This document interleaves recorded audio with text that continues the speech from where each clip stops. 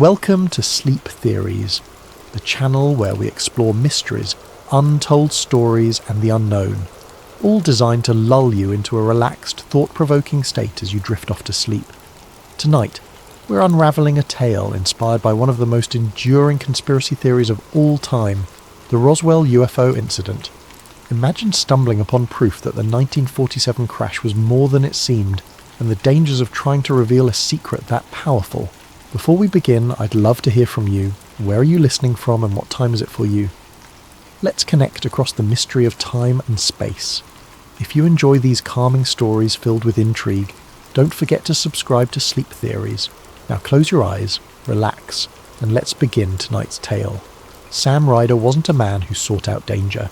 He lived a quiet life in Albuquerque, New Mexico, repairing antique radios and running a small electronics shop tucked away on a quiet corner of Main Street. The shop was a modest space, the kind of place you might miss if you weren't looking for it. Its sign, hand-painted years ago, hung slightly askew above the door, proudly declaring, "Ryder's Radios, restoring the past, one dial at a time." Inside, the air carried the scent of aged wood, solder, and the faint tang of old electronics, a combination that felt as comforting as it did nostalgic. Sam's world revolved around the small, intimate hum of his daily routines. His morning started with a fresh cup of black coffee from the cafe across the street, where the barista always had his order ready before he walked in. He'd unlock the shop just as the sun began to filter through the large front windows, its light catching on the shelves lined with radios of every make and model. Some were pristine, polished to a shine and ready for their new homes. Others sat in various states of disassembly, their exposed wires and circuit boards a testament to Sam's steady, patient hands. He took pride in his work. Each radio brought into his shop carried a story, family heirlooms passed down through generations, wartime relics crackling with static-laden memories, and rare finds that collectors had unearthed from forgotten corners of attics or barns. Sam had an uncanny ability to coax life back into these relics, his fingers dancing over tools as if he were playing an instrument. He wasn't just fixing radios, he was breathing life back into forgotten pieces of history. The process was slow, meticulous, and deeply satisfying. Sam often lost himself in the rhythm of soldering connections, replacing tubes, and meticulously cleaning dials that had been coated with decades of dust. It was in these quiet, focused moments that he felt most at peace, the noise of the outside world fading into a distant hum. To Sam, the radios weren't just machines. They were windows into another time, echoes of lives lived and stories told. Customers came and went, each one leaving a small mark on the shop's ever-growing tapestry of tales. There was the elderly man who brought in his father's military radio, desperate to hear it crackle to life one more time. The young couple who stumbled upon an Art Deco model at a flea market, dreaming of filling their first apartment with its warm sound, and the local historian who occasionally brought in pieces for restoration, always eager to share a story about the significance of each artifact. Sam listened to these stories with genuine interest, his quiet demeanour putting people at ease. He wasn't much of a talker, but when he spoke, his words carried weight.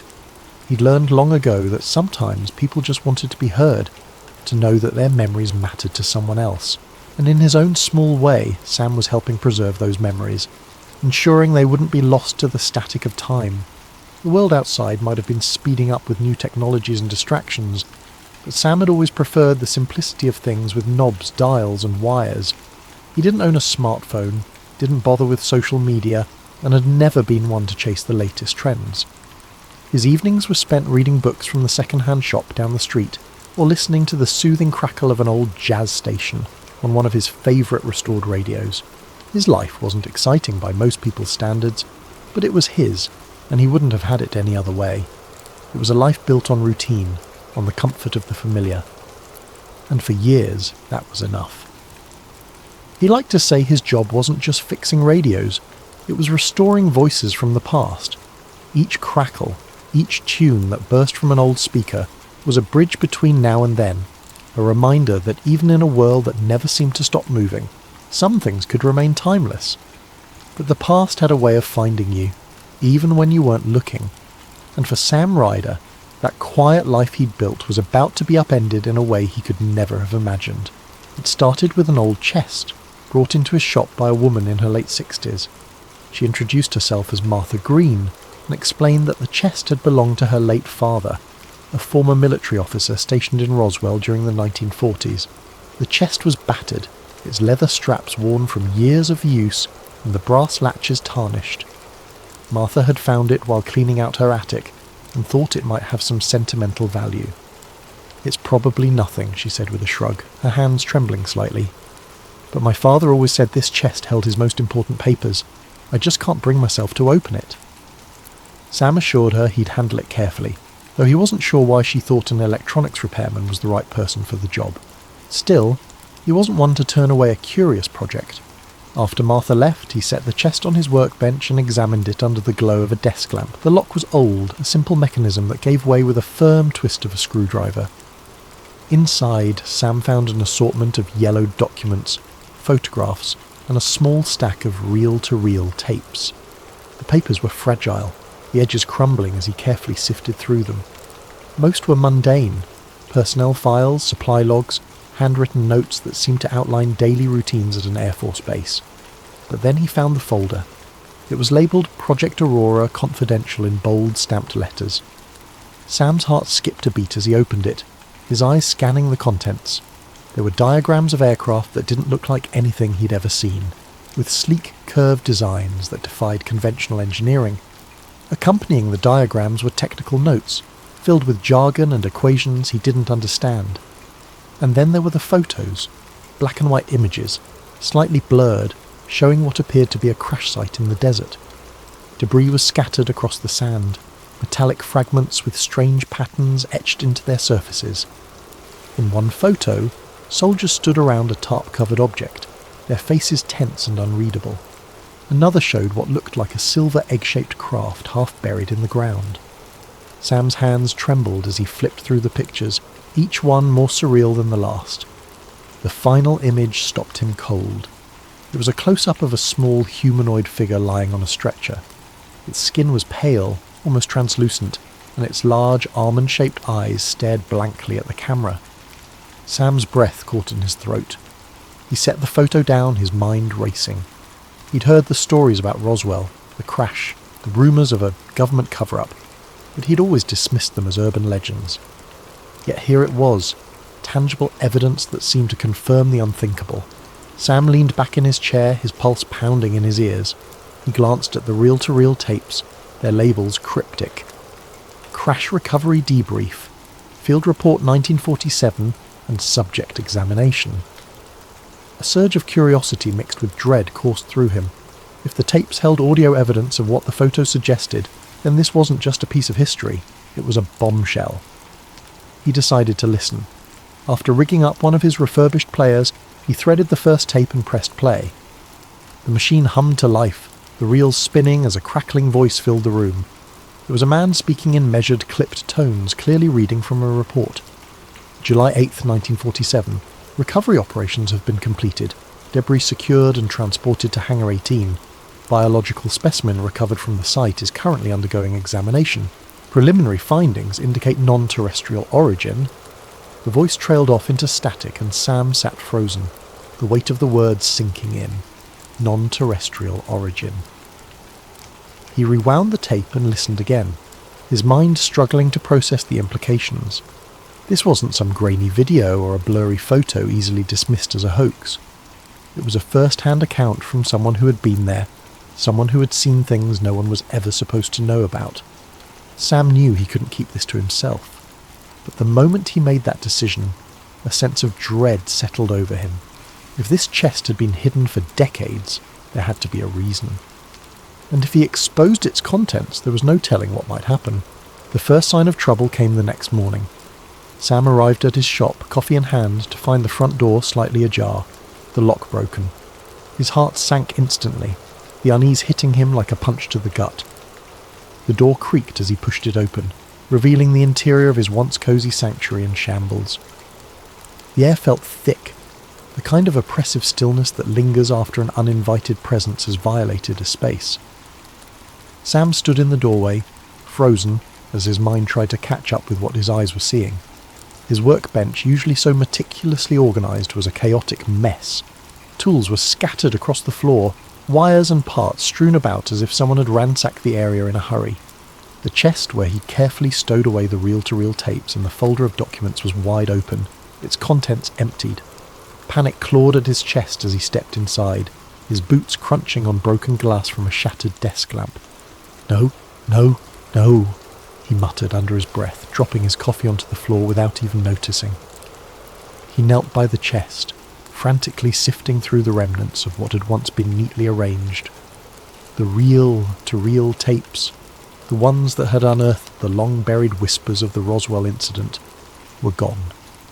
His fingers dug through the scattered papers, desperate for some shred of the hope, but it was useless. The folder containing the photographs and diagrams, the single most damning evidence he'd ever seen, had vanished too. All that remained was an empty chest, a few stray scraps of paper fluttering on the floor, and a faint, acrid scent in the air. Sam froze as he inhaled it more deeply. Cigarette smoke. The smell was distinct, stale, as if whoever had been here had lingered for a while, watching, waiting. He stumbled to his feet, his legs unsteady, and staggered to the door. The world outside looked unchanged, the morning light casting long shadows across the quiet street. But then his eyes landed on it, a black sedan parked across the road. It hadn't been there yesterday. The car was sleek and nondescript, its windows tinted so dark that not even a glimmer of the interior was visible. It sat there, engine idling softly, like a predator waiting in the shadows. The sound of the engine was barely audible, but to Sam it was deafening. A cold sweat broke out on his brow as his instincts screamed at him to retreat, to get out of sight. He stepped back into the shop, pressing himself against the wall beside the door, his breath coming in shallow gasps. His mind raced, piecing together the fragments of the morning's events. Someone had been here, had taken the tapes and the folder, and now they were watching him. Why hadn't they just taken everything? Why had they left the shop otherwise intact? The damage minimal. It felt like a message, a warning. We know. Sam peered cautiously out the window, his fingers trembling as he pulled the edge of the curtain aside. The car hadn't moved, its dark presence an anchor for the fear tightening in his chest. He scanned the street for any signs of movement, but saw none. It was too quiet, the kind of quiet that made every creak of the floorboards behind him, and every shuffle of papers sound like thunder in his ears. His eyes darted to the back of the shop, where the emergency exit led to an alley. He could slip out unnoticed, get away before whoever was in that car decided to come in.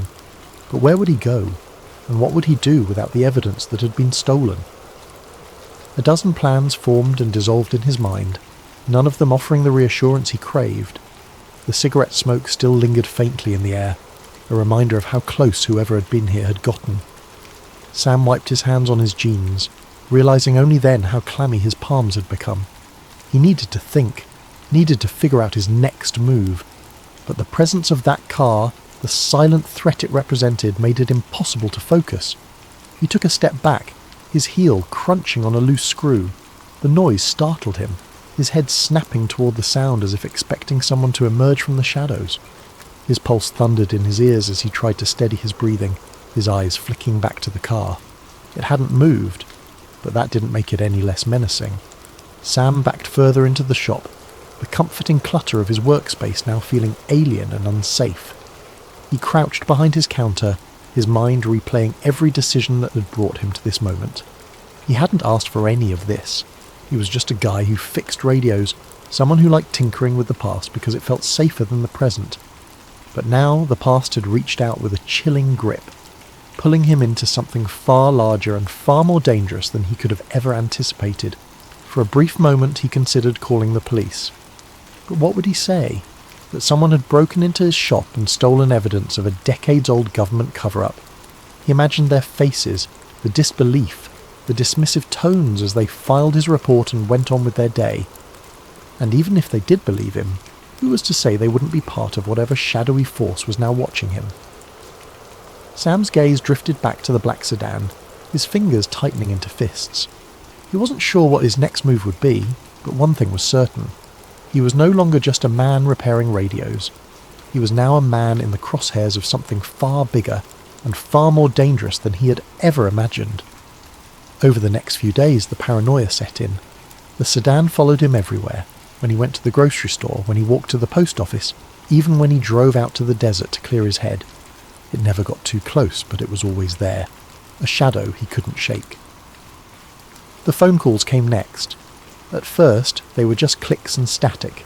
Then came the voice, a low, measured tone that never identified itself. "You've seen too much," it said one night, the words sending a chill down Sam's spine. "Leave it alone." Sam tried to tell himself it was just a coincidence, a prank, but deep down, he knew better. Someone knew what he had found, and they wanted to make sure it stayed buried. He considered going to the police, but what would he say? That he had uncovered proof of a decades-old government cover-up involving aliens? They'd laugh him out of the station. Desperate, Sam turned to the only person he could trust, Martha Green. She was as shocked as he was when he told her what had happened, her hands trembling as she held one of the few photos he'd managed to copy before the chest was ransacked. "My father always said he had secrets," she whispered, her voice heavy with regret. "But I never imagined this." Together they devised a plan. Martha had connections with a journalist in Santa Fe, someone with a reputation for uncovering government scandals. They would pass the evidence along anonymously, let someone else take the risk of exposing the truth. But the closer they got to Santa Fe, the more Sam felt the walls closing in. The sedan was still following them, its headlights a constant reminder that they weren't alone. Every mile felt like a gamble, every turn a chance for their pursuers to close the gap. When they reached the meeting spot, a diner on the outskirts of the city, Sam's hands were slick with sweat. The journalist was waiting in a corner booth, a man in his 40s with a worn leather jacket and sharp eyes. Sam handed over the envelope containing the copied photos and notes, his heart pounding as he explained what had happened. The journalist nodded grimly, tucking the envelope into his jacket. "This is big," he said, "but you need to be careful. If they're already watching you, they won't stop just because you gave me this." Sam nodded, his throat tight. He knew the man was right. Even as he left the diner, the weight of the truth he'd uncovered hung over him like a storm cloud. The drive back to Albuquerque was tense, every shadow on the road feeling like a threat. When Sam finally reached his apartment, he locked the door behind him and sat in the dark, his thoughts racing. He didn't know what the future held, but one thing was certain. The truth was out there now, and no matter what happened, he had done his part to make sure it couldn't be buried again. Thank you for spending your evening with us on Sleep Theories. As you drift off to sleep, let this story remind you that some mysteries are too big to stay hidden forever. Sleep well, and sweet dreams. Ryan Jacobs wasn't looking for trouble. Trouble, it seemed, had a way of finding him. At 32, Ryan lived a relatively quiet life. He was a freelance video editor, the kind of guy who spent most of his days hunched over a laptop, meticulously cutting together wedding videos, corporate ads, and the occasional independent film. His work was steady, predictable, and as far removed from the world of controversy as one could imagine. And that was exactly how Ryan liked it. But everything changed on a rainy afternoon in early November. Ryan sat frozen in his chair, the faint whir of the projector the only sound in the otherwise silent room. The flickering black and white images on the screen felt both surreal and undeniable. His pulse quickened as the scenes replayed in his mind, each frame embedding itself deeper into his memory. The footage wasn't just strange, it was damning. The camera lingered on the astronauts for longer than it should have, capturing moments that felt oddly unguarded. One of them adjusted his helmet, not with the slow, deliberate movements one might expect in a low-gravity environment, but casually, as though he were preparing for a costume party rather than stepping onto an alien world. Another tapped his foot impatiently as a crew member hurried over to adjust the angle of a prop rock. Ryan's gaze darted to the edges of the screen, where cables and sandbags were just barely visible, betraying the illusion. Then there were the voices. They drifted through the crackling audio, clear but dispassionate, issuing commands like a director orchestrating a scene. "Hold the flag higher. It's got to look heroic. Cut the glare on the visor. We need the reflection clearer."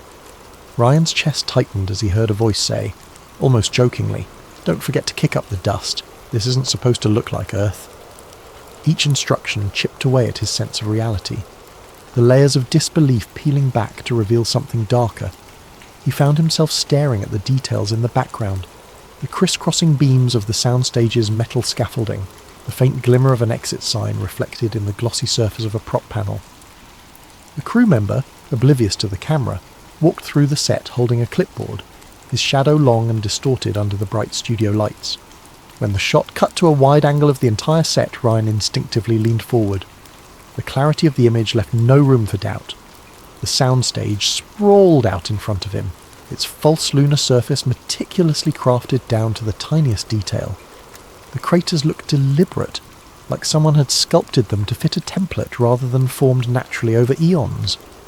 The lunar module, iconic in its design, sat precariously on the artificial terrain, its metallic sheen too pristine, too calculated. The director's chair was the final nail in the coffin. K. Kubrick, the name boldly emblazoned on its back, stood out against the monotone backdrop. The implications hit Ryan like a freight train. The whispers he'd dismissed for years, the outlandish theories about the moon landing being a Hollywood production, suddenly felt less ridiculous. Was this what the conspiracy theorists had been talking about all along? Had one of cinema's greatest minds been enlisted to craft the ultimate illusion? Ryan's hands trembled as he paused the reel, the final frame frozen on the screen. A crew member leaned against the set wall, casually holding a cup of coffee as the astronauts rehearsed another take. The mundanity of the scene juxtaposed against its monumental implications made Ryan's stomach churn. If this footage was real, if this was truly what it appeared to be, then one of humanity's greatest achievements was nothing more than an elaborate deception. He rewound the reel, watching certain segments again, searching for any sign that it was fake or a clever hoax. But the more he analysed it, the more authentic it seemed. The imperfections in the film stock, the casual banter of the crew, the technical jargon, it all felt too natural, too unscripted to be anything but genuine. This wasn't some amateur's attempt at discrediting NASA. This was something far more sinister. Ryan's mind raced with questions. How had this footage ended up here, in a forgotten corner of a small-town historical society? Why hadn't it been destroyed or locked away in a government archive? Was it a mistake, an oversight by someone who never expected it to see the light of day? Or was it left here intentionally, a breadcrumb for someone like him to stumble upon? He sat back in his chair, his breathing uneven as he stared at the now blank screen.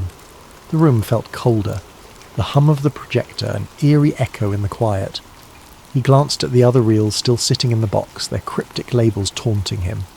If this was just the first reel, what could the others contain? What more was there to uncover? Ryan's gaze lingered on the canister labelled Lunar Simulation Final Take. The words seemed to glow faintly under the dim light, as if daring him to continue. His hand hovered over the box, hesitant but unable to resist the pull of his curiosity. He knew he should stop, should pack the reels away and pretend he'd never seen them. But he also knew that wasn't an option. Not now. Swallowing hard, he reached for the next reel, his fingers brushing against the cool metal surface. As he loaded it into the projector, a single thought repeated in his mind, over and over like a mantra. This changes everything. Ryan leaned back in his chair, the hum of the projector fading into the background as his mind struggled to make sense of what he had just witnessed. His chest felt tight, his breaths shallow, as though the weight of the film reels was pressing down on him. The footage he had seen replayed in his mind like a broken record. The meticulous soundstage, the harsh studio lights casting sharp shadows on the fake lunar surface, the director's chair bearing that unmistakable name. He had always prided himself on being a rational thinker, someone who could separate fact from fiction with ease. The rumours about the moon landing being staged had always been laughable to him, dismissed as the ramblings of those with too much time on their hands. But now, with the undeniable images burned into his memory, the neat lines of his logic blurred, and he felt the unsettling tug of doubt. Ryan ran a hand through his hair, his fingers catching on a few strands damp with sweat. He stared at the box of reels, their cryptic labels taunting him like a riddle he wasn't sure he wanted to solve. He knew what he had just seen, but admitting it, even to himself, felt like crossing a line he couldn't return from. Was this truly proof? Or was it some kind of elaborate hoax in itself? And if it was real, why was it here, forgotten and gathering dust in a small-town archive? He considered putting the reel back in the box, sealing it shut and walking away. He could pretend he hadn't seen it, chalk it up to a strange coincidence or a relic of an old Hollywood production. After all, his job wasn't to investigate, just to digitize and catalogue, but the thought of leaving it behind gnawed at him. This wasn't just another reel of forgotten history, it felt like a piece of something much larger, a thread in a tapestry that could unravel everything people thought they knew. The editor in him, the part of his brain that had always been drawn to uncovering hidden truths, wrestled with the fear tightening in his chest. What if this was his chance to expose something monumental, to bring the truth into the light, no matter how uncomfortable or dangerous it might be? The weight of that possibility settled heavily on his shoulders, as thrilling as it was terrifying. Ryan leaned forward, his elbows resting on the edge of the desk as he buried his face in his hands. His mind raced through the implications. If this footage was real, it wasn't just a revelation. It was a bombshell. It meant that one of humanity's most celebrated achievements was built on a lie, a carefully constructed illusion designed to deceive the world. It called into question not just the moon landing, but the trustworthiness of the institutions behind it. And yet, the enormity of it all only made the decision harder. What would he even do with this footage? Who would believe him? And what kind of attention would it bring? The thought of stepping into the spotlight, of being the one to reveal something so controversial, sent a chill down his spine. He didn't want fame or notoriety, he just wanted answers. He sat there for what felt like hours, the reels of film a silent presence in the room. The faint scent of aged celluloid hung in the air, grounding him in the reality of the moment. His eyes drifted to the projector, where the film still threaded through the machine seemed to glow faintly in the dim light. The temptation to watch it again, to analyse every frame for something he might have missed, was almost overwhelming. But the thought of pressing play again filled him with equal parts curiosity and dread. The more he replayed it in his mind, the more questions it raised, and with each question came a mounting sense of unease. What if this footage was never meant to be seen? What if it had been hidden here intentionally, discarded like a secret too dangerous to keep but too damning to destroy? The room seemed to close in around him, the shadows stretching longer as the day wore on. Ryan rubbed his temples, his pulse pounding in his ears. He knew there was no going back now, not after what he had seen. Ignoring it wasn't an option, no matter how much simpler it might have been. The truth was out there, sitting in that box of reels, waiting for someone to do something with it, and whether he wanted it or not, that someone was him. Over the next few days, Ryan digitized the reels, meticulously cataloguing the footage and backing it up on multiple hard drives. He watched hours of material, each reel adding another layer to the story. There were scripts, storyboards, even a brief clip of a man in a NASA uniform discussing the importance of selling the illusion. Ryan couldn't believe what he was seeing. If this footage was real, it would change everything the world thought it knew about one of humanity's greatest achievements. But as the week went on, Ryan began to notice things. Small at first, but unsettling. A black SUV parked across the street from his apartment for hours on end. Strange clicks on his phone line during calls. His internet connection slowing to a crawl every time he tried to upload the files. He tried to convince himself it was paranoia, the result of spending too much time watching the reels, but deep down, he knew better. The first real scare came late one night. Ryan was sitting at his desk, headphones on, reviewing a particularly damning clip of an astronaut adjusting his helmet mid-moonwalk. The room was silent except for the hum of his computer. Then, out of nowhere, his screen went black. He yanked off his headphones, his pulse racing. The power was still on, and his computer's fan continued to whir softly, but the screen remained dark. Moments later, a message appeared in stark white letters. "Stop!" Ryan's breath caught in his throat.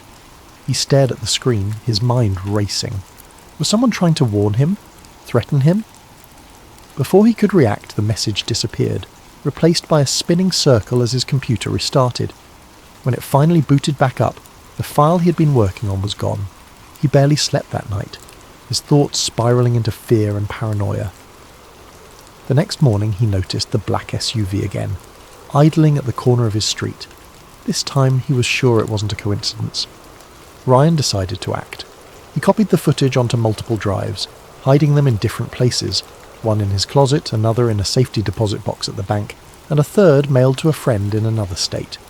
He reached out to a journalist he trusted, a woman named Claire who had a reputation for taking on controversial stories. They agreed to meet in a crowded cafe downtown, where Ryan showed her snippets of the footage on his laptop. Claire's reaction was immediate. Her face paled as she watched, her hands trembling as she adjusted her glasses. "Ryan," she said, her voice barely above a whisper, "do you know what this means? If this is real, if this gets out—" "It has to get out," Ryan interrupted. "People deserve to know the truth." But Claire looked hesitant. "You don't understand," she said. "This isn't just some cover-up. If what you're saying is true, the people behind this won't just let it slide. They'll do whatever it takes to keep it quiet." Ryan nodded. He had already begun to realise the extent of what he was up against, but knowing didn't make it any easier. The next few days were a blur. Claire agreed to help him investigate further, using her connections to verify the authenticity of the footage. But as they worked, the pressure mounted. Ryan's apartment was broken into, nothing stolen, but everything rifled through. His phone buzzed constantly with unknown numbers, the calls ending in silence when he answered, and every time he looked over his shoulder, he saw the same black SUV parked just out of sight. Ryan's paranoia grew. He stopped sleeping, his nerves fraying with each passing hour. He couldn't shake the feeling that someone was watching him, waiting for him to slip up. Even Claire began to worry, urging him to lay low while she handled the story. Then, one night, Ryan's worst fear came true. He was driving home from Claire's office when he noticed headlights behind him, too close and too persistent to be another commuter. He turned onto a side street, then another, his heart racing as the car followed him. Panic set in, his hands gripping the wheel so tightly his knuckles turned white. He didn't go home that night.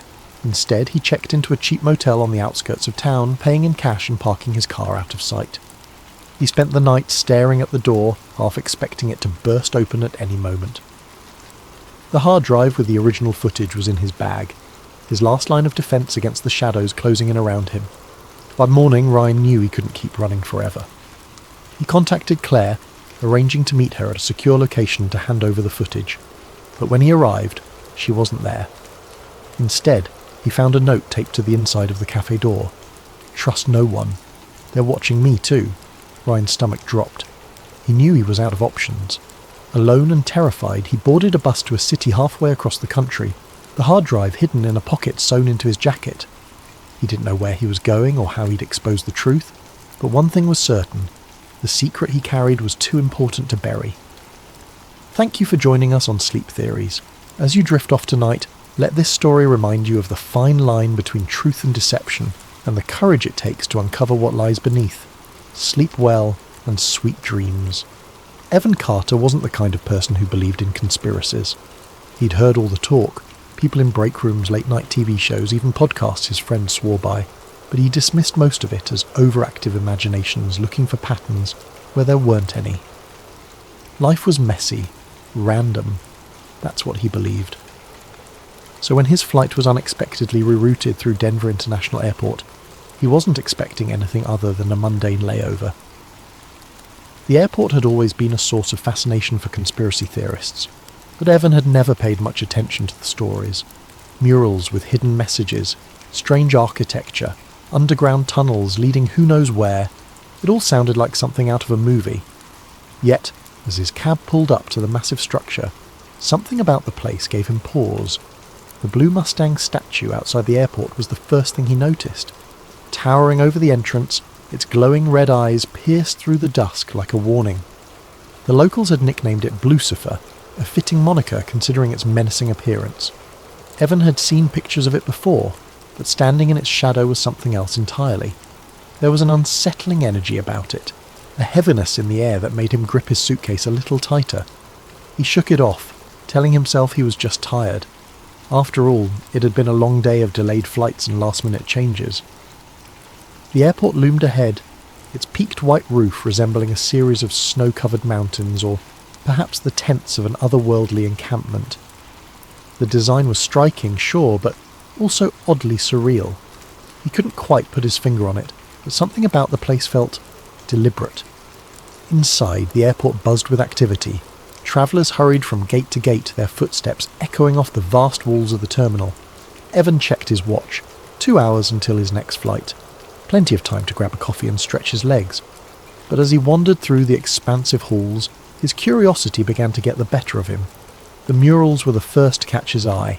Bright, sprawling works of art covered entire walls, their vivid colours and chaotic imagery stopping him in his tracks. One depicted scenes of destruction, fires raging, soldiers in gas masks, children crying beneath a dark sky. Yet, just a few feet away, another mural seemed to offer hope. A rainbow arching over smiling faces, hands reaching out in unity. The juxtaposition was jarring. What kind of message was the airport trying to send? Evan approached one of the murals, tilting his head as he studied the details. Amid the chaos of the scene, there were symbols tucked away in the background, patterns in the clouds, shapes carved into the mountains, even the way the figures' shadows fell on the ground. They seemed too precise to be random. It was as if the artist had hidden a code in plain sight, daring someone to unravel its meaning. "Strange, isn't it?" a voice said from behind him. Evan turned to see an older man in a janitor's uniform. The man's face was weathered, his eyes sharp despite the smile he wore. He held a mop in one hand, the other resting casually on the handle of his cart. "What's that?" Evan asked.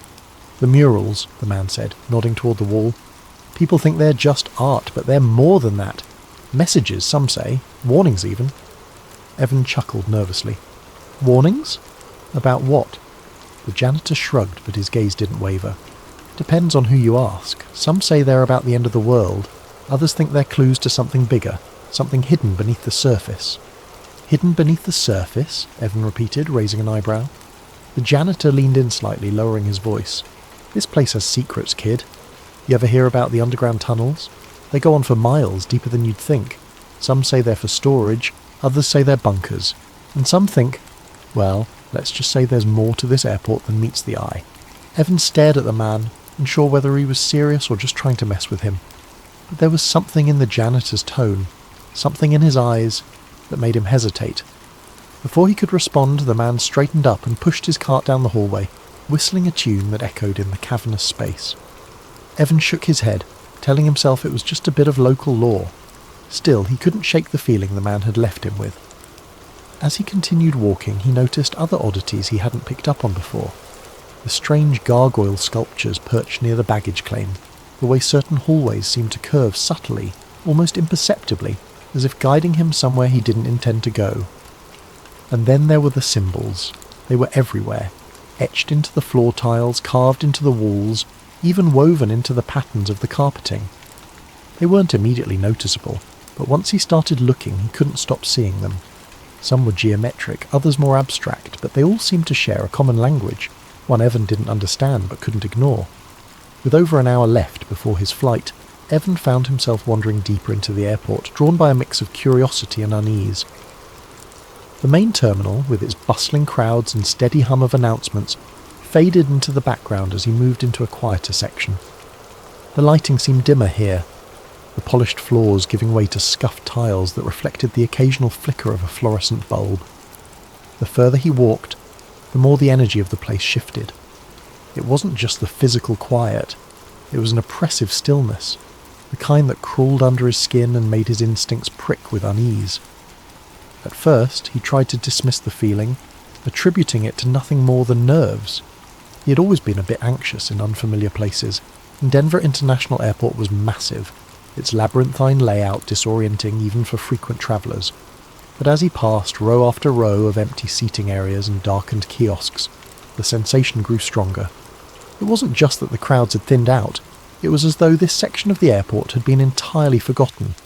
The usual comforting backdrop of distant conversations, rolling suitcases and footsteps was gone, replaced by an eerie silence that pressed against his ears. That's when he saw it.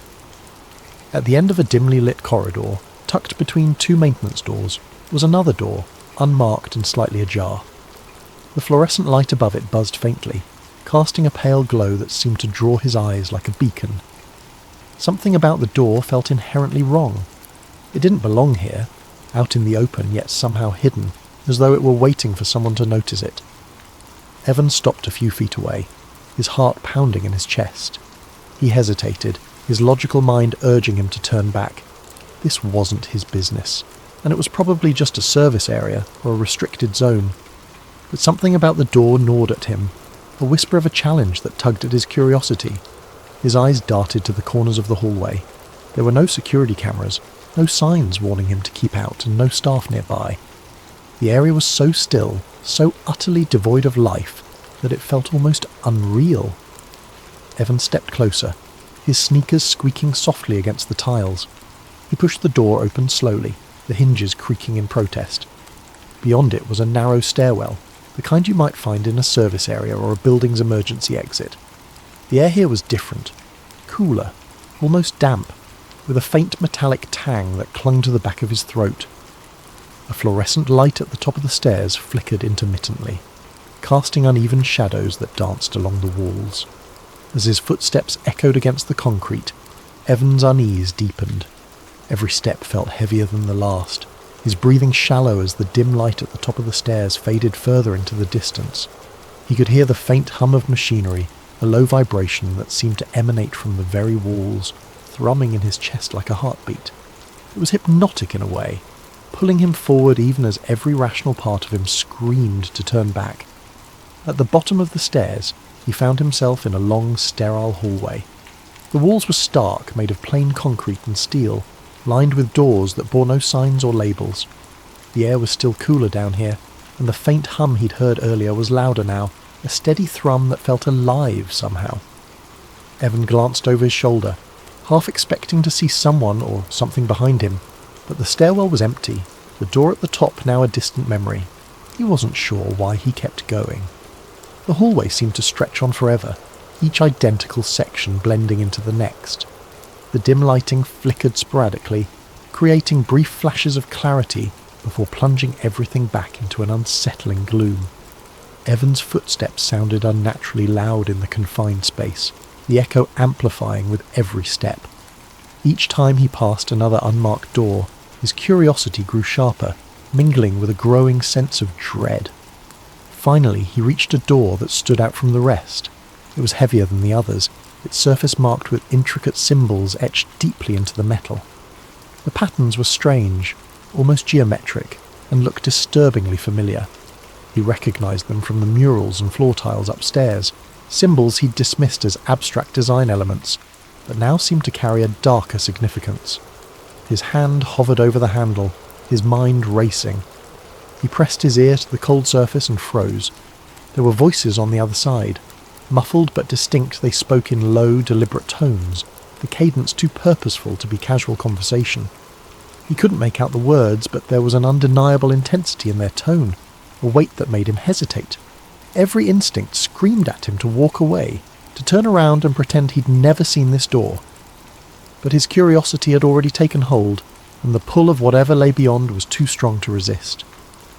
With a deep breath, Evan gripped the handle and turned it. The door was surprisingly smooth, opening with a soft hiss. As it swung inward, a dim, sterile light flooded out, bathing the hallway in its glow. What he saw inside froze him in place, his breath catching in his throat. The room was enormous, far larger than he had expected, and filled with rows of monitors mounted on every wall. Each screen displayed something different. Maps, blueprints, live surveillance feeds, and lines of coded data scrolling too fast to read. The air was filled with a faint hum, punctuated by the occasional beep of unseen machinery.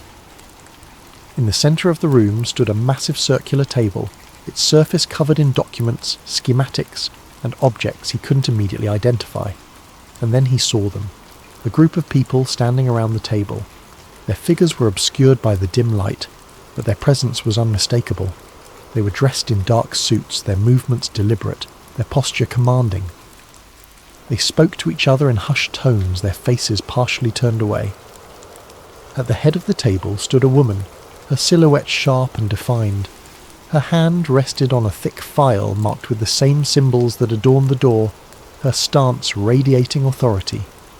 Evan's heart hammered in his chest as he tried to process what he was seeing. This wasn't just a hidden room, it was something bigger, something he wasn't meant to find. Before he could fully take it in, one of the figures turned, their gaze snapping toward the door. Evan's blood ran cold as their eyes locked onto his. He knew he had made a mistake that could cost him more than he was prepared to pay. The room was vast, a cavernous space that seemed to stretch further than the walls could contain. Every inch of the surface was covered with monitors, glowing softly in the dim light. They displayed a dizzying array of information, maps marked with pulsing red dots, documents covered in densely packed text, and live surveillance feeds that shifted between locations Evan couldn't recognise. Some screens displayed lines of code scrolling so fast it was impossible to read, while others showed weather patterns, air traffic routes, and satellite images. The sheer volume of data was overwhelming, each screen a piece of a puzzle Evan couldn't begin to comprehend. In the centre of the room stood a circular table, its surface illuminated by built-in lights that cast an eerie glow onto the faces of those gathered around it. The people there, at least a dozen of them, spoke in low, urgent tones, their words blending into a murmur that carried a weight of authority. Their suits were impeccably tailored, their movements deliberate and practiced, as though they were accustomed to the gravity of whatever decisions were being made in this room. Shadows danced across their faces, obscuring their features, but not their presence. At the head of the table stood a woman who exuded control. Her posture was ramrod straight, her piercing eyes scanning the room with an intensity that made Evan freeze in place. One hand rested on a thick folder marked with a symbol he immediately recognised, the same strange geometric pattern from the murals on the floor tiles above. It was etched into the folder as though branding it with a significance Evan couldn't understand. Her other hand occasionally gestured as she spoke, her words too low for him to hear, but commanding nonetheless. Every movement she made seemed deliberate, calculated, as if she were the axis around which this entire operation revolved. Evan's breath hitched, his heart hammering against his ribcage. He tried to process what he was seeing, but his thoughts felt sluggish, his mind racing to connect the pieces. This wasn't just a hidden room. It wasn't a storage area, or some forgotten maintenance corridor. This was something far bigger, something that wasn't meant to exist, at least not in a place as mundane as an airport. He felt like a trespasser in a world he didn't belong to, an unwelcome observer of a secret that should never have been uncovered. As he stood there, paralysed by the scene before him, one of the figures around the table turned. Their movement was subtle, a casual glance toward the door, but when their eyes locked onto Evan, the air seemed to shift. A chill ran down his spine, and the weight of their gaze pinned him in place. His instinct was to run, to turn and bolt back down the hallway, but his feet refused to move. He was frozen, his mind caught in a battle between fear and disbelief. Before he could react, he felt a hand clamp down on his shoulder. The grip was firm, unyielding, and he spun around to see two men in black uniforms standing behind him. Their faces were expressionless, their eyes cold and assessing. They exuded the kind of quiet menace that came from absolute confidence in their authority. One of them stepped closer, his voice low and menacing.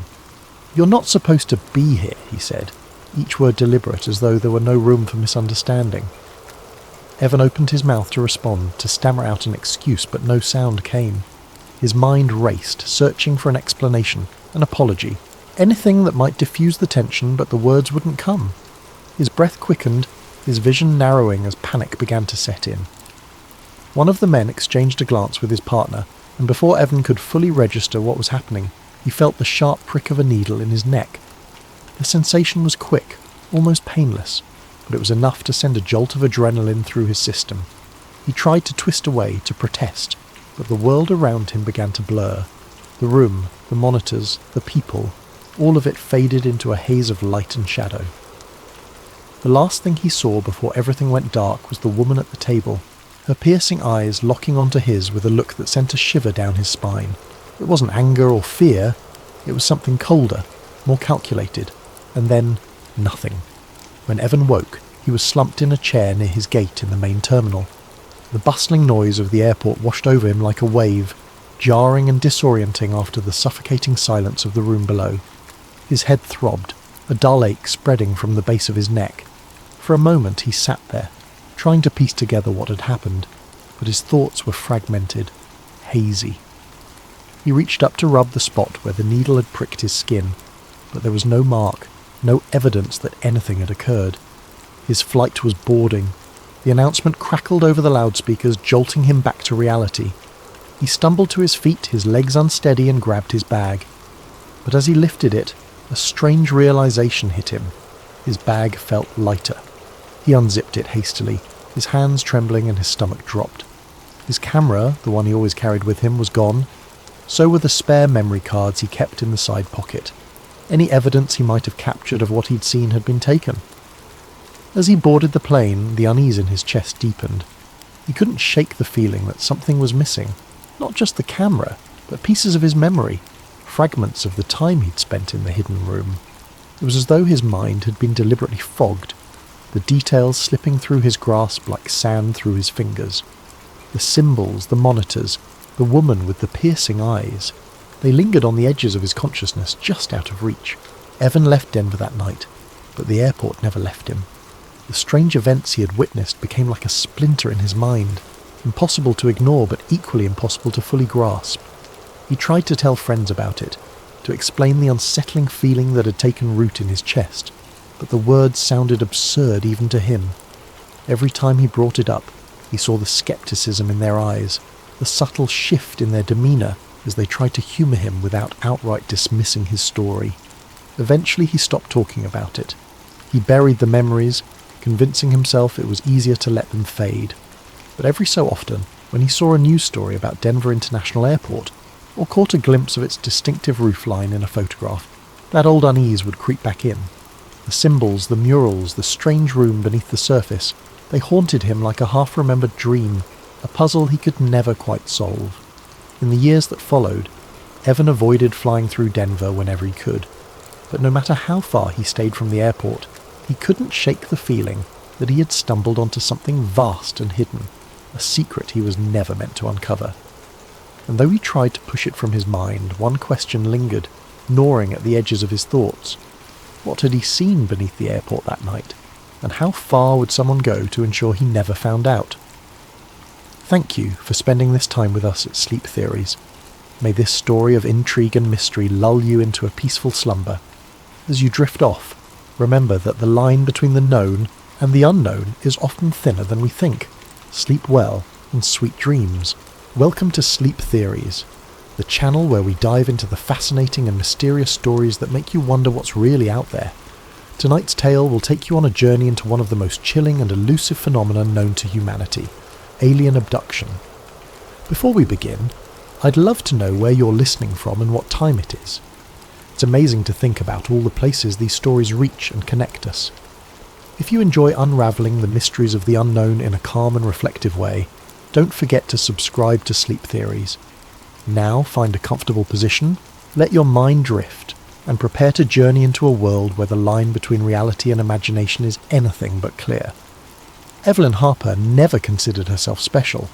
She lived in a small, quiet town on the edge of the Midwest, where the stars felt closer than the ground beneath her feet. A schoolteacher by day, Evelyn spent her nights in solitude, enjoying the tranquility her life offered. She often joked that her only companions were her books and the humming crickets outside her window. She liked it that way. It was simple, predictable. Evelyn's days were measured by the comforting rhythms of small-town life. She woke at dawn to the sound of birds chirping outside her modest farmhouse, their melodies blending with the faint rustle of wind through the trees. Her mornings were always the same: coffee in her favourite mug, the one with a chip on the rim from years of use, and the daily crossword puzzle from the town's only newspaper. By the time she'd finished her second cup, the sun would have risen fully, casting its golden light over the rolling fields that stretched out to meet the horizon. She loved her job, even though it wasn't always easy. Her third-grade classroom was a mix of chatter and laughter, with moments of quiet focus as her students worked through spelling tests or art projects. Evelyn had a way of making the lessons come alive, weaving stories and songs into her teaching that left her students eager to learn. She found joy in their curiosity, their boundless energy, and the way they reminded her to see the world through fresh eyes. After school, Evelyn would linger in her classroom, tidying up the day's messes and preparing for the next. She liked the quiet moments when the hallways were empty, and the only sound was the creak of the old wooden floors beneath her footsteps. It was a chance to reflect, to breathe. and to remind herself why she loved what she did. Her evenings were her own, a sanctuary of peace and stillness. She'd return home to her cosy house at the edge of the town, where the fields seemed to stretch forever and the world felt impossibly wide. She would cook simple meals, often from the vegetables she grew in her small garden, and eat by the light of a single lamp in her kitchen. Afterwards she'd settle into her favourite armchair by the window, a well-worn novel or a journal in her lap. Evelyn's favourite time of day was dusk, when the sky turned shades of lavender and peach, and the first stars began to appear. She would step out onto her porch, mug in hand, and watch as the heavens came alive with pinpricks of light. The crickets would begin their nightly serenade, their steady rhythm a backdrop to the gentle rustle of the breeze. It was a time for reflection, for dreaming, for feeling at one with the universe. To anyone else, her life might have seemed lonely, even dull.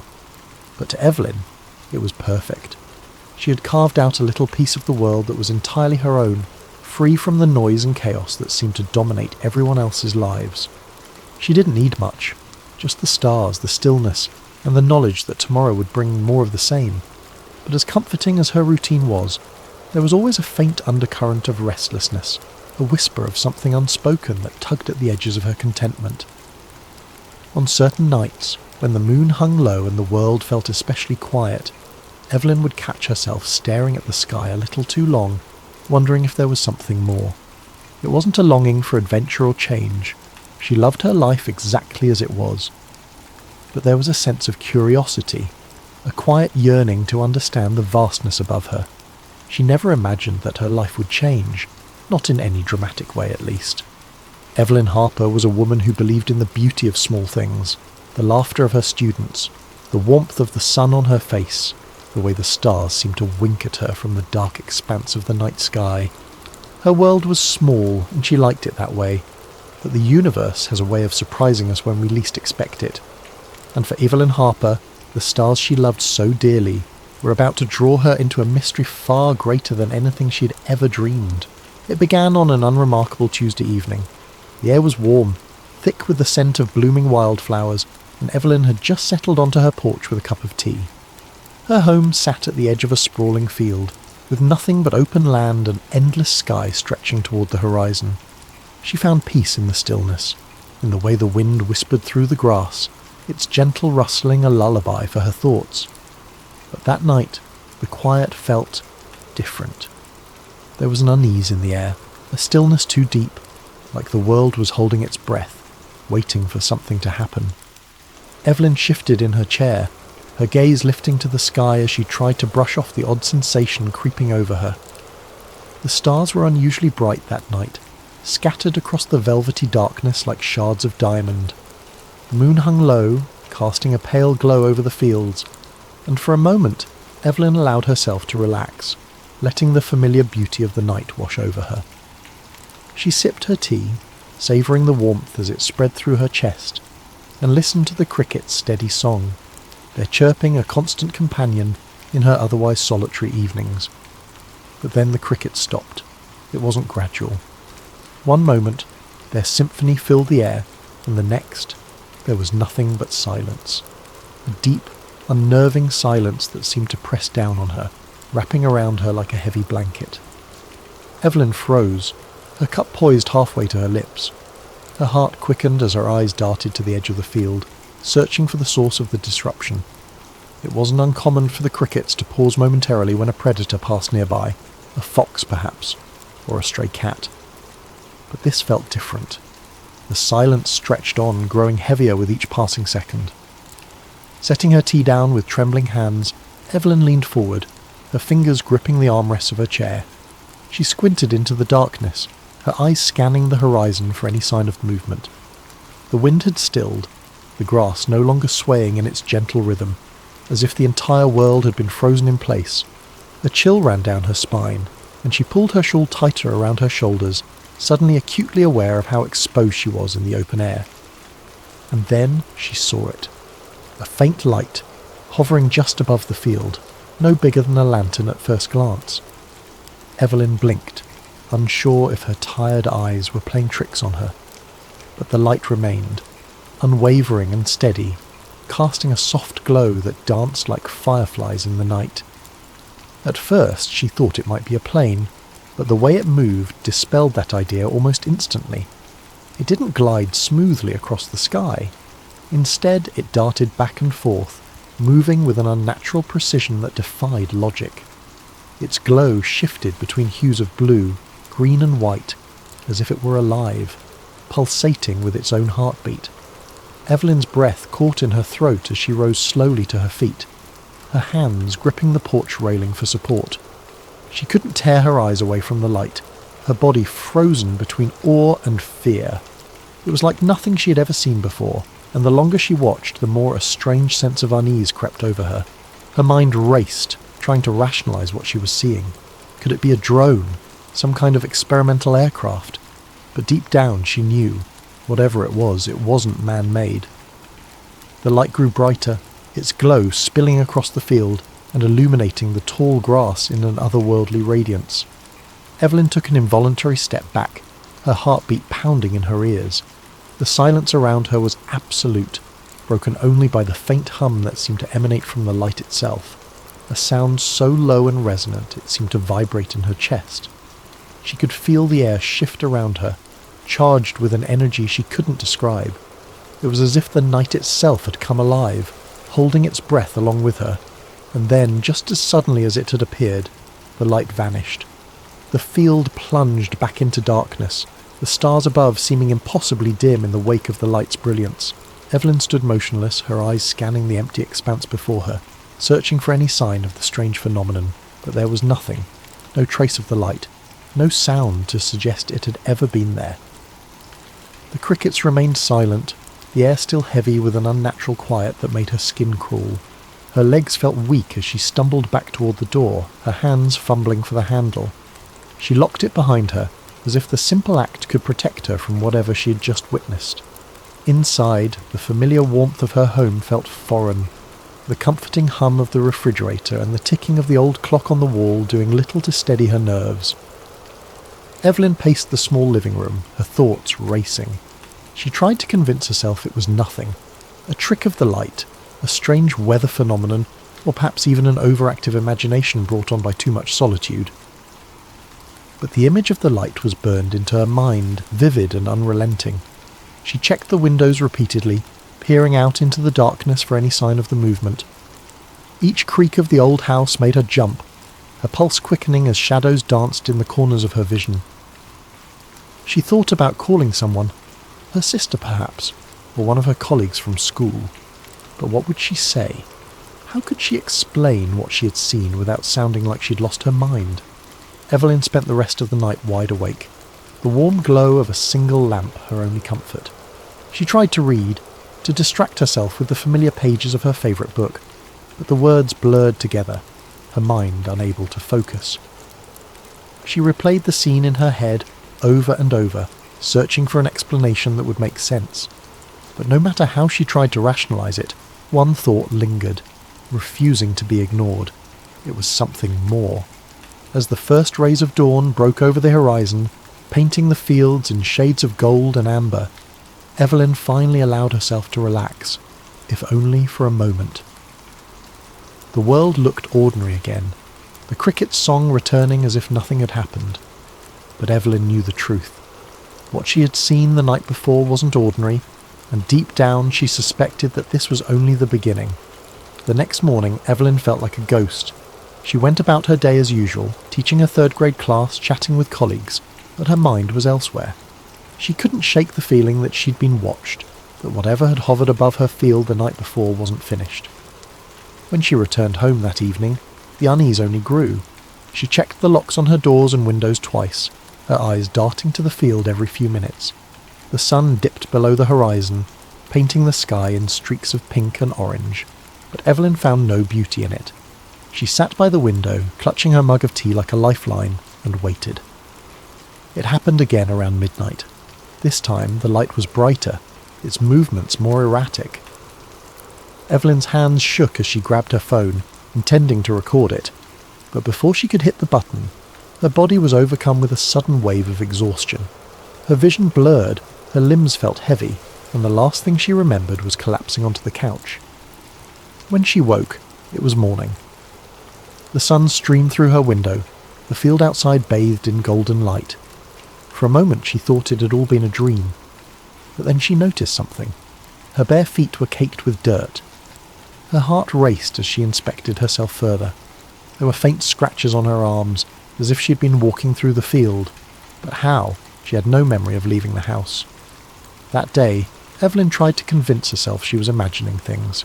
She avoided looking at the field, avoided thinking about the light, but the marks on her arms wouldn't let her forget. And that night, as she lay in bed, staring at the ceiling, she knew it wasn't over. Over the following weeks, the experiences escalated in ways Evelyn couldn't have imagined. At first, it was subtle. The lights in the sky came more frequently, sometimes appearing in the distance, their glow faint but unmistakable. Each time they lingered longer, as though they were searching, waiting.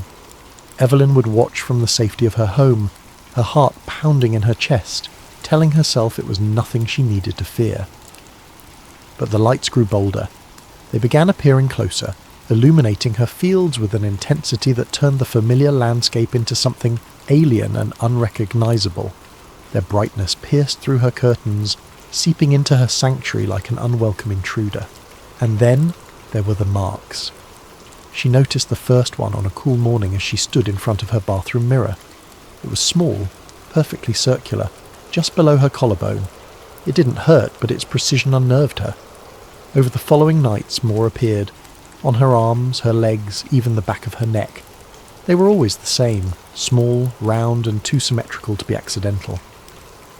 Evelyn tried to rationalise them. Perhaps she'd bumped into something, or maybe it was a strange reaction to a bug bite. But deep down she knew these explanations didn't hold up. The marks were too deliberate, too uniform. Then there was the humming. It began as a faint noise, so soft she thought it was her imagination. But as the nights went on, it grew louder, more insistent. It wasn't coming from outside, nor was it a sound her house should make. It seemed to emanate from nowhere and everywhere all at once, resonating through the walls, the floor, and even her own body. It wasn't just a noise, it was a feeling, a vibration that settled deep in her chest and made her stomach churn. She tried to ignore it, burying her head under her pillow, but the sound seemed to follow her, pressing against her senses until it was impossible to pretend it wasn't there. Her once tranquil home, the place she had cherished for its solitude and peace, had become a source of dread. Every shadow felt menacing, every sound suspicious. The cricket's song, once comforting, now seemed eerie when it returned, as though mocking her. The silence that followed the lights was worse, a suffocating stillness that made her feel as though the world outside had ceased to exist. She stopped going out onto her porch at night, afraid of what she might see. Even inside, with the doors locked and the curtains drawn, she felt exposed, as though the walls of her home were no longer a barrier between her and whatever was out there. One particularly cold night, Evelyn sat curled on her couch, her hands gripping a flashlight. She had taken to keeping it with her at all times, a small, futile comfort against the growing darkness that seemed to creep into every corner of her life. She hadn't slept in days, her mind too alert, her body too tense. Her tea sat untouched on the coffee table, its steam curling into the dim light of the room. The humming had started again, faint at first, then gradually building in intensity. She felt it before she heard it fully, a low vibration that set her nerves on edge. And then the light came. It started as a soft glow in the distance, just like before, but this time it didn't stay outside. The light grew brighter and brighter, spilling through the cracks in her curtains, under the door until it filled the entire room.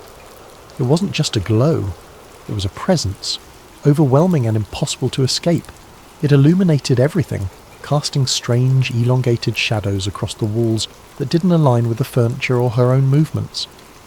Evelyn's breath caught in her throat as she stared, paralysed by the sheer unnaturalness of it.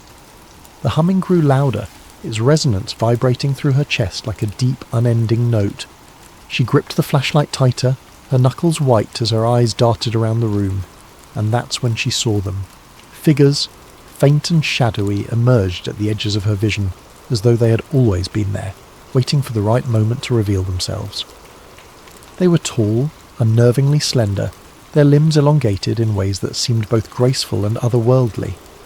Their movements were slow but deliberate, each step fluid and calculated. Evelyn tried to focus on their faces, but they were indistinct, shrouded in the glow that surrounded them. She couldn't tell if they were looking at her, but she felt their gaze, a heavy, suffocating pressure that made her heart race. Her instinct was to run, to scream, to do anything to break free of the terror that held her in place, but her body wouldn't obey. It was as if the air around her had thickened, rooting her to the spot. Her flashlight slipped from her hand, clattering to the floor with a dull thud, but she barely noticed. Her breath came in shallow gasps as she watched the figures move closer, their forms becoming sharper, more defined. Evelyn tried to scream, but no sound came out. Her throat constricted, her voice trapped by the overwhelming force of their presence. The humming reached a crescendo, so loud and so deep it felt like her very bones were vibrating. The light pulsed, brighter and brighter, until it was impossible to see anything but white. Tears streamed down her face, and her vision blurred as the pressure around her grew unbearable, and then everything went dark. When Evelyn woke, she was lying on her couch, the flashlight still on the floor beside her. The light was gone, the humming a distant memory. The room was eerily still. The only sound, the faint ticking of the clock on the wall. Her body ached, her limbs heavy as though she had been running for miles. She touched her neck and felt a new mark, cold and smooth, as if etched into her skin. Her mind raced, trying to piece together what had happened, but the memories were fragmented, slipping through her grasp like water through her fingers. The night had changed her. Evelyn Harper was no longer the same woman who had sipped tea on her porch, content with the quiet simplicity of her life. Something had been taken from her, or perhaps something had been left behind. And as she sat there in the dim light of her living room staring at the empty field beyond her window, she knew one thing for certain. Whatever had happened that night, it wasn't over. When Evelyn woke, she was lying in her bed. The first thing she noticed was the silence. No humming, no crickets, just the faint ticking of the clock on her wall. She sat up slowly, her body heavy and sore, and noticed something on her nightstand, a small metallic object. It was unlike anything she had ever seen, its surface smooth and reflective, with intricate patterns etched into it. She didn't remember bringing it home, didn't remember much of anything. Her last clear memory was the light and the figures. Evelyn's life was never the same after that. The visits continued, though she stopped trying to fight them. She started keeping a journal, documenting every detail she could remember. The lights, the humming, the strange sensations. She researched alien abduction stories, finding comfort in the accounts of others who claimed to have experienced similar phenomena. But no amount of research could explain what was happening to her. She tried to tell a friend once, but the conversation didn't go well. The skepticism in their eyes, the forced politeness of their responses, it was too much. Evelyn realized she was alone in this, that no one would believe her. So she retreated further into herself, keeping her experiences a secret. But the most unsettling part wasn't the lights or the marks or even the figures. It was the memories that began surfacing in her dreams, fragments of something she couldn't fully grasp. She saw herself lying on a cold metallic table, bright lights shining down on her. She felt hands, soft, delicate, touching her skin, heard whispers in a language she didn't understand. The dreams felt so real, so vivid, that she often woke up gasping, her heart racing. Evelyn didn't know what they wanted or why they had chosen her, but as time went on she began to feel a strange sense of acceptance. Whatever was happening, she couldn't stop it. All she could do was endure it and hope that one day she would find answers.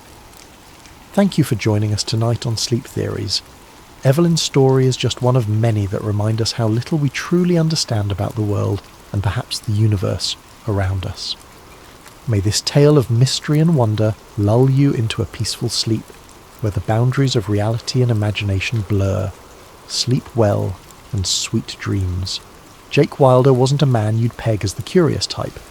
He lived a quiet, unassuming life in the suburbs, working as a freelance videographer. His days were a mix of editing wedding videos, filming promotional content for small businesses, and the occasional passion project. It wasn't glamorous, but it paid the bills, and Jake liked the freedom that came with it. He didn't need excitement or intrigue. His life was simple, predictable, and most importantly, safe. Jake's routine was one of steady monotony, and he preferred it that way. He enjoyed the hum of his editing software late into the evening, the predictable satisfaction of piecing together footage until it became a polished narrative. His small apartment was a reflection of his orderly world.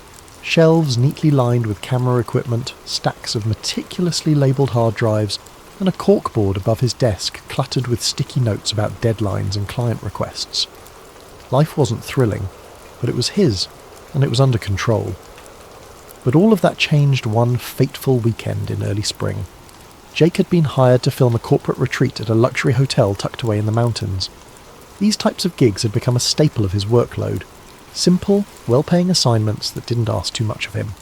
His job was to capture team-building exercises, keynote speeches, and a few candid moments that could later be used in promotional materials. It was the kind of work that didn't require much creativity, but it was easy money. And in Jake's world, easy money was a good thing. The email with the job details had come a week earlier, sent by an event planning company he'd worked with a handful of times before. The instructions were simple: arrive Friday morning, set up, and be ready to start filming by noon. Meals and accommodations would be provided, along with a generous day rate that made the 2-hour drive worth it. Jake hadn't hesitated to accept. The event sounded routine, and the chance to spend a few days in a mountain resort, even if he was working, was a welcome change from his cramped apartment. When he arrived at the hotel, he was immediately struck by its grandeur. The building was a sprawling, opulent estate, its architecture reminiscent of an old-world European castle, with towering spires and ivy-covered stone walls. The driveway was lined with neatly trimmed hedges, and the valet attendants moved swiftly between the luxury cars pulling in and out of the circular drive. It was the kind of place that radiated exclusivity, and Jake couldn't help but feel a little out of place in his beat-up sedan. Still, he was used to navigating high-end events, and he approached the assignment with his usual professionalism. Jake parked in the designated staff lot, and carried his equipment through a side entrance, following the directions he'd been given. Inside, the hotel was even more impressive. The lobby was a symphony of marble and crystal, with a grand chandelier hanging from the vaulted ceiling, and a fireplace crackling warmly at one end. The air smelled faintly of fresh flowers and polished wood, and a soft classical melody played in the background. Jake checked in with the event coordinator, a brisk but polite woman named Lauren, who handed him a detailed schedule and pointed him toward the conference hall where the first session would take place. "We'll need a mix of wide shots and close-ups," she said, barely pausing as she scanned her clipboard. "The CEO will be speaking this afternoon, so make sure you're set up early. We don't want any hiccups." Jake nodded, already mentally planning his setup. He wheeled his equipment cases through the halls, taking note of the layout and making mental notes about lighting and angles. The hallways were wide and impeccably clean, the kind of place where even the smallest detail seemed deliberate. He passed other staff members setting up tables, arranging floral centerpieces, and adjusting the positions of chairs. Everyone moved with a sense of urgency but also precision, as though they'd done this 100 times before. The conference hall itself was massive, with floor-to-ceiling windows that offered a breathtaking view of the surrounding forest. Jake took a moment to appreciate the scenery before getting to work. He set up his camera on a tripod near the back of the room, ensuring he had a clear view of the stage and the audience. He adjusted the lighting, tested the audio levels, and double-checked his backup equipment, a habit he'd developed after too many near disasters early in his career. The morning passed quickly as Jake captured establishing shots of the hotel and its grounds. He filmed the attendees mingling over coffee, their conversations a hum of polite laughter and introductions. The participants were a mix of middle-aged professionals, all impeccably dressed in tailored suits and sleek business attire. Jake noticed how many of them carried an air of confidence, the kind that came from years of climbing corporate ladders. As he worked, Jake found himself enjoying the rhythm of the day. The work wasn't challenging, but there was something satisfying about capturing the right moments and framing them just so. He knew these kinds of gigs were what kept his bills paid, and he was good at them. By the time lunch rolled around, he had already collected enough footage to feel confident about the final product. He grabbed a quick bite from the buffet, a spread of artisanal sandwiches and fresh salads that put his usual lunch of instant ramen to shame. After eating, he returned to the conference hall to prepare for the afternoon session. Everything about the day felt smooth, predictable, just the way Jake liked it. but as he stood at the back of the room, adjusting his focus and framing the stage, something caught his attention. A group of men in dark suits entered the hall through a side door, moving with quiet purpose. They weren't part of the event staff or the attendees. Jake was sure of that. Their suits were sharper, their demeanour more formal. They moved like they belonged there, yet there was an air of secrecy about them. Jake watched as they exchanged brief words with Lauren, the event coordinator. She nodded curtly, her expression unreadable, and gestured toward the far end of the hall.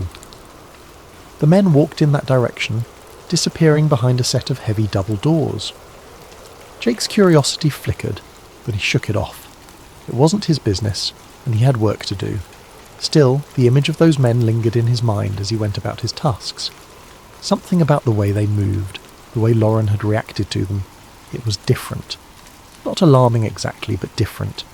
Jake told himself to focus on his job, reminding himself that corporate retreats often attracted VIPs. He'd seen his share of high-level executives and private security over the years.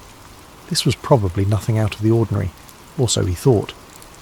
What had started as an ordinary day, a simple job in a beautiful location, was beginning to feel like something more. Jake didn't know it yet, but the events of that weekend would unravel everything he thought he knew about the world, and his life, once so predictable, was about to take a turn he never could have imagined. The first oddity came on his second day at the hotel. Jake was heading back to his room after a long day of shooting, his camera bag slung over one shoulder, and his mind already on the edits he planned to tackle later that night. As he passed through the lobby, he noticed a group of men in dark suits clustered near the side entrance. They weren't staff, Jake could tell immediately. They lacked the friendly demeanour and polished smiles of the hotel employees. Instead, these men moved with a quiet but unmistakable sense of authority, their presence commanding attention without a word.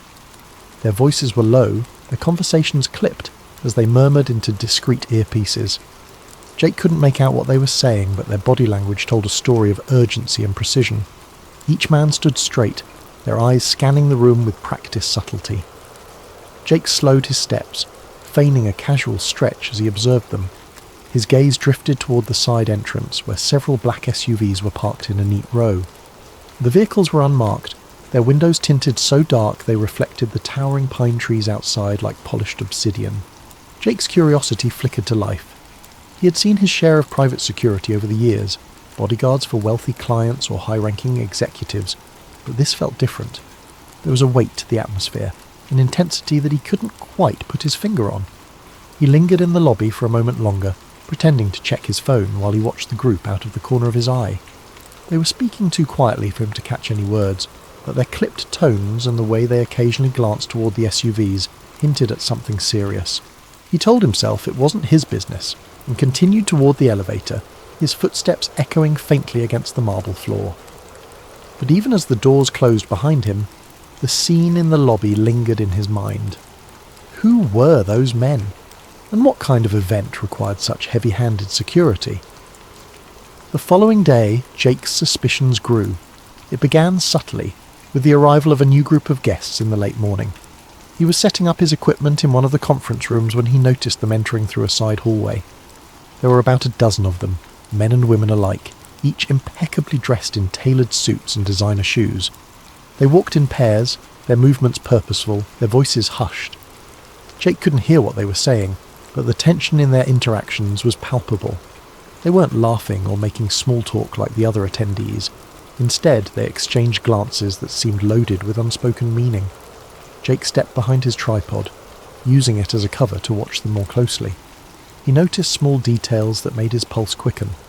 The way some of them carried slim, leather-bound portfolios, their hands clutching them tightly as though they contained something invaluable. Others had briefcases or messenger bags, their edges worn but meticulously clean. They moved as a unit, their pace synchronized, as if they had done this 100 times before. His gaze followed them as they disappeared through a set of heavy double doors near the back of the conference wing. The doors bore no signs or markings, just a keypad and a small circular camera mounted above. Jake hadn't noticed that section of the building before, and the sight of it sent a faint ripple of unease through him. What kind of meeting required such secrecy? And why weren't these people listed on the event schedule? As the day went on, more arrivals trickled in. Jake noticed the same patterns. muted conversations, guarded expressions, and an almost palpable air of importance. He spotted a woman in her early 40s, her hair perfectly styled, wearing a navy suit that screamed custom tailoring. She clutched a small tablet to her chest as she spoke in low tones to a man who looked to be in his 60s, his silver hair combed neatly back. They exchanged only a few words before the man glanced around, his eyes darting across the room as if checking for eavesdroppers. Jake instinctively turned his head, pretending to focus on adjusting a lens. The same SUVs were still parked outside when he stepped out to grab a quick lunch. He lingered near the entrance, pretending to check his phone as he observed the drivers. They were all dressed in identical black suits, their faces expressionless as they stood near the vehicles. One of them leaned against the hood of an SUV, his earpiece glinting faintly in the sunlight. Jake couldn't shake the feeling that their presence was more than just precautionary. It was deliberate, calculated. By the evening, the hotel's atmosphere had shifted entirely. The once relaxed ambiance of a corporate retreat had been replaced by something more subdued, almost heavy. Jake noticed staff members moving with more urgency, their conversations shorter, their expressions tight. Even Lauren, the ever-composed event coordinator, seemed on edge. She barked orders at her team with an intensity Jake hadn't seen before, her eyes darting toward the double doors at the back of the wing as though she were anticipating something. Jake's curiosity was no longer a flicker, it was a flame. He had spent years honing his observational skills as a videographer, noticing the smallest details to capture the perfect shot. And what he was noticing now didn't add up. The guests, the security, the unmarked SUVs, it all pointed to something far bigger than a corporate retreat. But what? He didn't have an answer, and the lack of one only made him more determined to find out. As he headed back to his room that night, his thoughts raced. Jake wasn't the type to chase mysteries or seek out danger, but something about this felt too significant to ignore. He knew he should let it go, focus on his job and avoid stirring up trouble, but as he passed the silent, shadowed hallway leading to the unmarked doors, he couldn't shake the feeling that he was standing at the edge of something monumental, something that could change everything. Later that evening, as Jake reviewed his footage in his room, there was a knock on his door. It was one of the hotel staff, a nervous-looking man who handed Jake an envelope and said, "There's been a slight change in plans. The client requests that you avoid filming in certain areas tomorrow." The staff member pointed to a highlighted section on a map of the hotel, a part Jake hadn't yet explored. Jake frowned as the man hurried away. The restricted area wasn't near any of the planned events for the retreat, which only made the restriction more curious. That night, unable to sleep, Jake's curiosity got the better of him.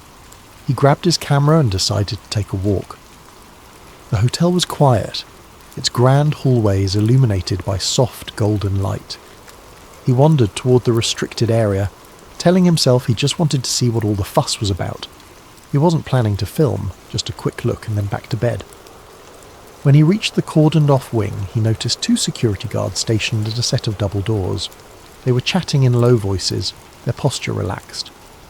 Jake lingered in the shadows, debating whether to turn back, when one of the guards got a call on his radio.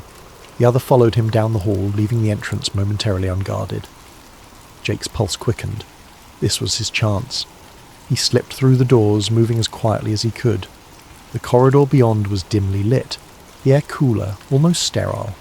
He passed several empty conference rooms before he heard it, a low hum of voices coming from a room at the end of the hall. He crept closer, pressing himself against the wall as he approached the partially open door. What he saw made his breath catch. Inside was a large conference room, its walls lined with ornate wood panelling. Around a massive oval table sat dozens of people, their faces illuminated by the glow of a projector. Jake didn't recognize most of them, but a few were unmistakable. CEOs of major corporations, politicians, and even a royal figure he'd only seen on the news. They were deep in discussion, their voices too low for Jake to make out individual words. On the screen behind them, a slide displayed a title that made Jake's stomach turn. Global Economic Transition Strategy, Phase 3. Jake's hands shook as he lifted his camera, adjusting the focus to capture the scene. He panned across the room, zooming in on faces, documents spread across the table, and the titles of other slides: Media Consolidation Plan, Energy Resource Redistribution, and Population Control Measures. It felt surreal, like stepping into the plot of a dystopian novel, but this was no fiction. This was happening right in front of him. He was so engrossed in filming that he didn't hear the footsteps behind him. A hand clamped down on his shoulder, making him jump. He turned to see one of the security guards glaring at him, a walkie-talkie in hand. "What are you doing here?" the guard demanded. Jake stammered, trying to come up with an excuse, but it was no use. The guard yanked the camera from his hands, pulling him away from the doorway.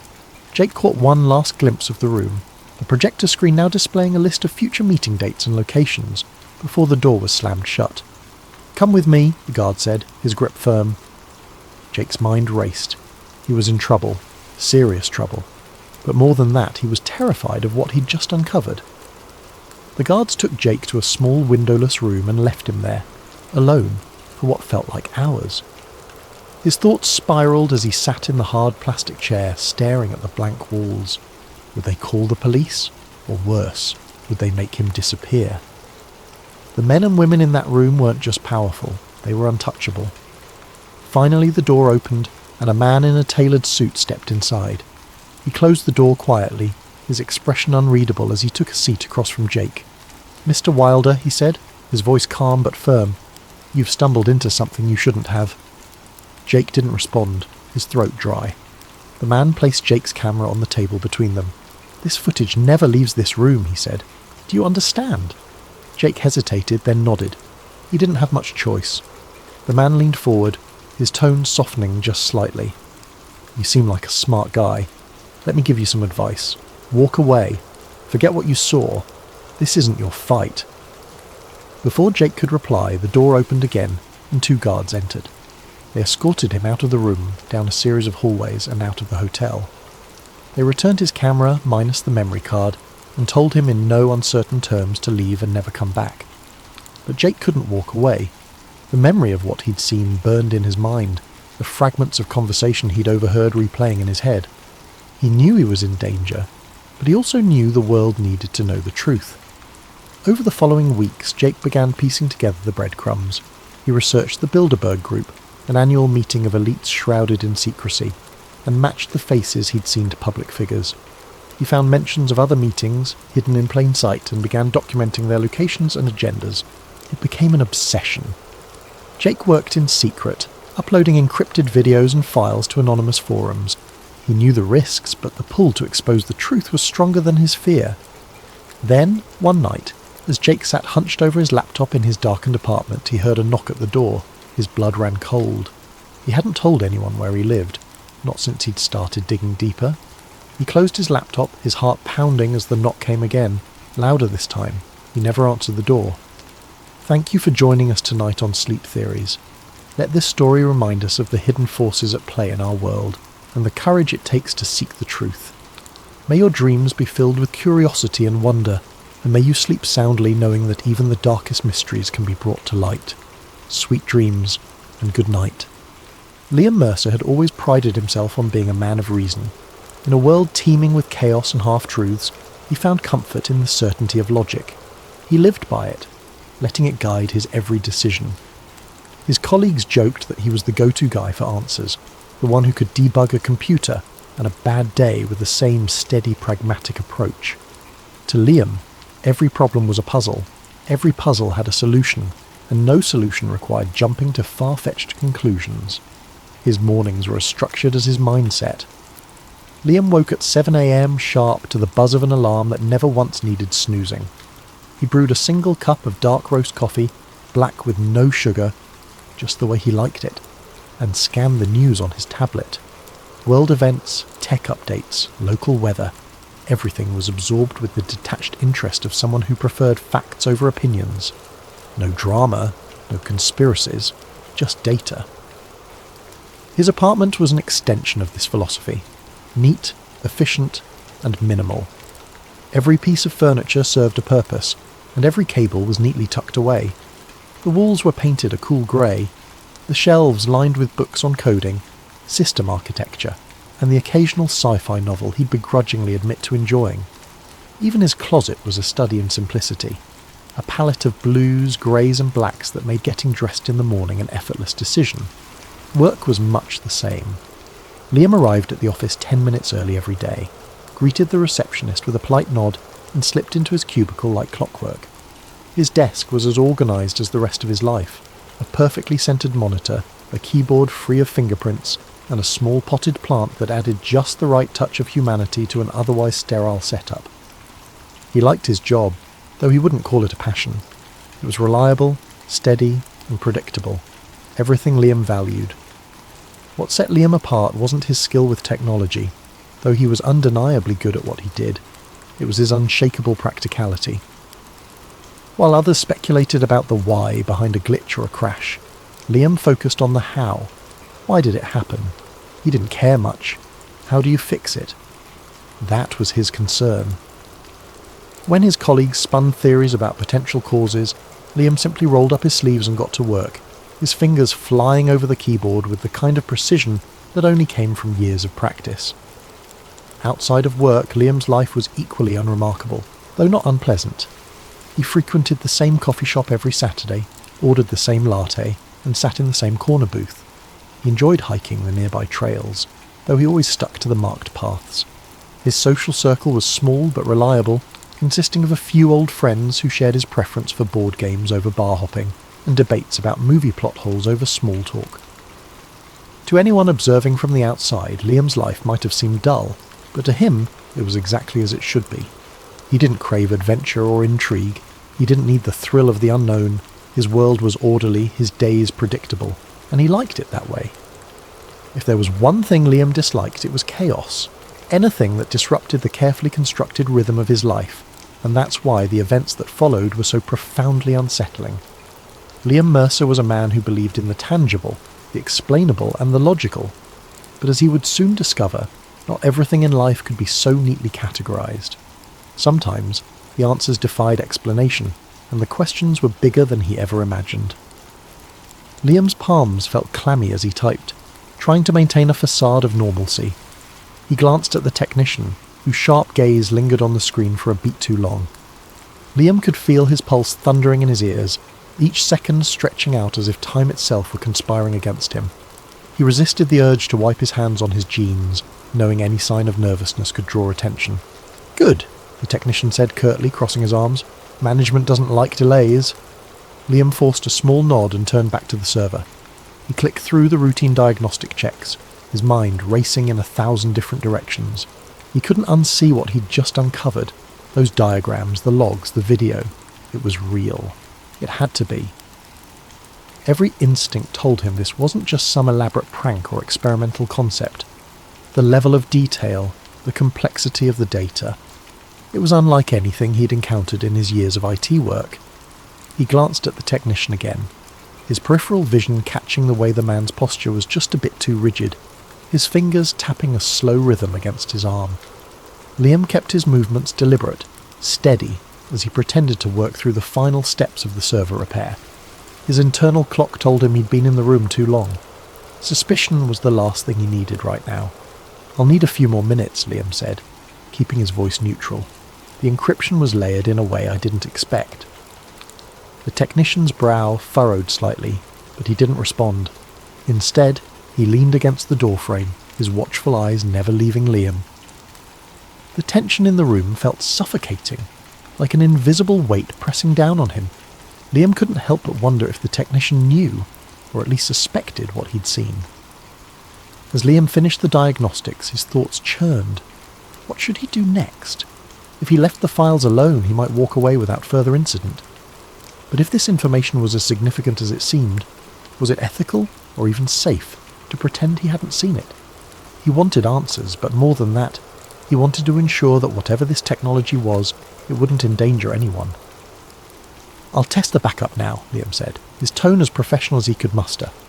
He navigated to a safe, generic set of files to perform a routine integrity check. Outwardly, it appeared as though he was tying up loose ends, but inwardly, he was formulating a plan. He couldn't risk trying to extract any of the files here. He was being watched too closely. But if he could memorize key terms or details, perhaps he could research them later. He risked a glance at the technician. The man's eyes had drifted to his phone, his focus momentarily elsewhere. It was a small window of opportunity, but Liam didn't dare waste it.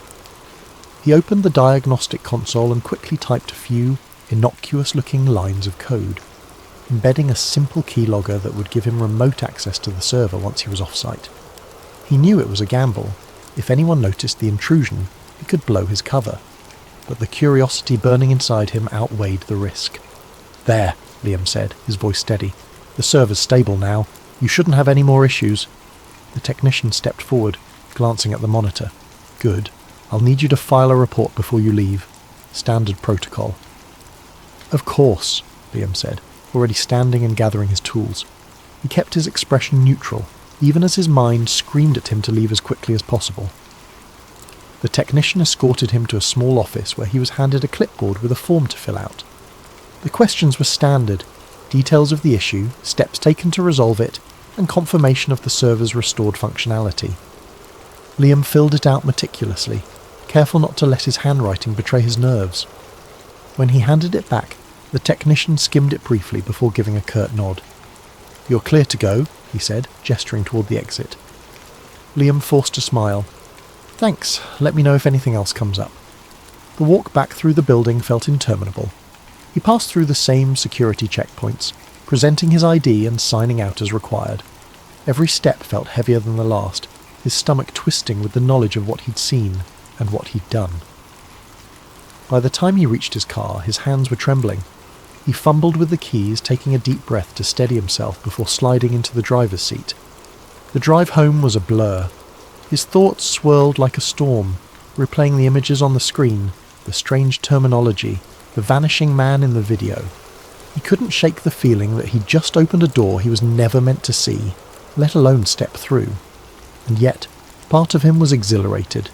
If this technology was real, it could change everything: history, science, even the very fabric of existence. But as he pulled into the driveway of his modest apartment complex, a flicker of doubt crept in. What if someone had noticed? What if the technician had seen through his act or the keylogger was detected? He shook his head, trying to dismiss the thoughts. He had done everything carefully, methodically. There was no reason to think anyone would suspect him. Or so he told himself. As he locked the car and headed inside, Liam's eyes darted toward the street. A black sedan sat parked a few houses down, its windows tinted too dark to see through. It wasn't a car he recognised, but it could have been anyone. A neighbour, a visitor, even a passing stranger. And yet, as he climbed the stairs to his apartment, he couldn't shake the feeling that he was being watched. The rest of the day passed in a haze. Liam moved through the motions, checking the final diagnostics, closing the server panels, and gathering his tools into his worn black case. On the surface, everything appeared normal, but inside his thoughts churned relentlessly. The images of those diagrams and the grainy video of the man disappearing into thin air replayed over and over in his mind like a movie he couldn't turn off. The words temporal displacement protocols echoed in his head, accompanied by a gnawing sense of unease. He couldn't stop questioning what he'd seen. Were the files real? Were they some kind of advanced simulation or classified experiment? And if they were real, why were they stored on a server so poorly maintained that someone like him had to repair it? The whole situation felt wrong, like a puzzle where none of the pieces should fit but somehow did. Liam knew one thing for sure. What he'd stumbled upon wasn't meant for his eyes. As he exited the server room, the lab's technician gave him a curt nod, but Liam noticed the man's eyes lingered a moment too long on the flash drive peeking out of Liam's case. He quickly zipped the bag closed, offering a casual smile as if nothing were amiss. The technician said nothing, but Liam could feel the man's gaze boring into his back as he walked toward the exit. The process of leaving the lab was just as tedious as entering it. He passed through checkpoint after checkpoint, presenting his ID and signing forms at each stop. His palms were clammy, and he forced himself to remain calm, to keep his movements slow and deliberate.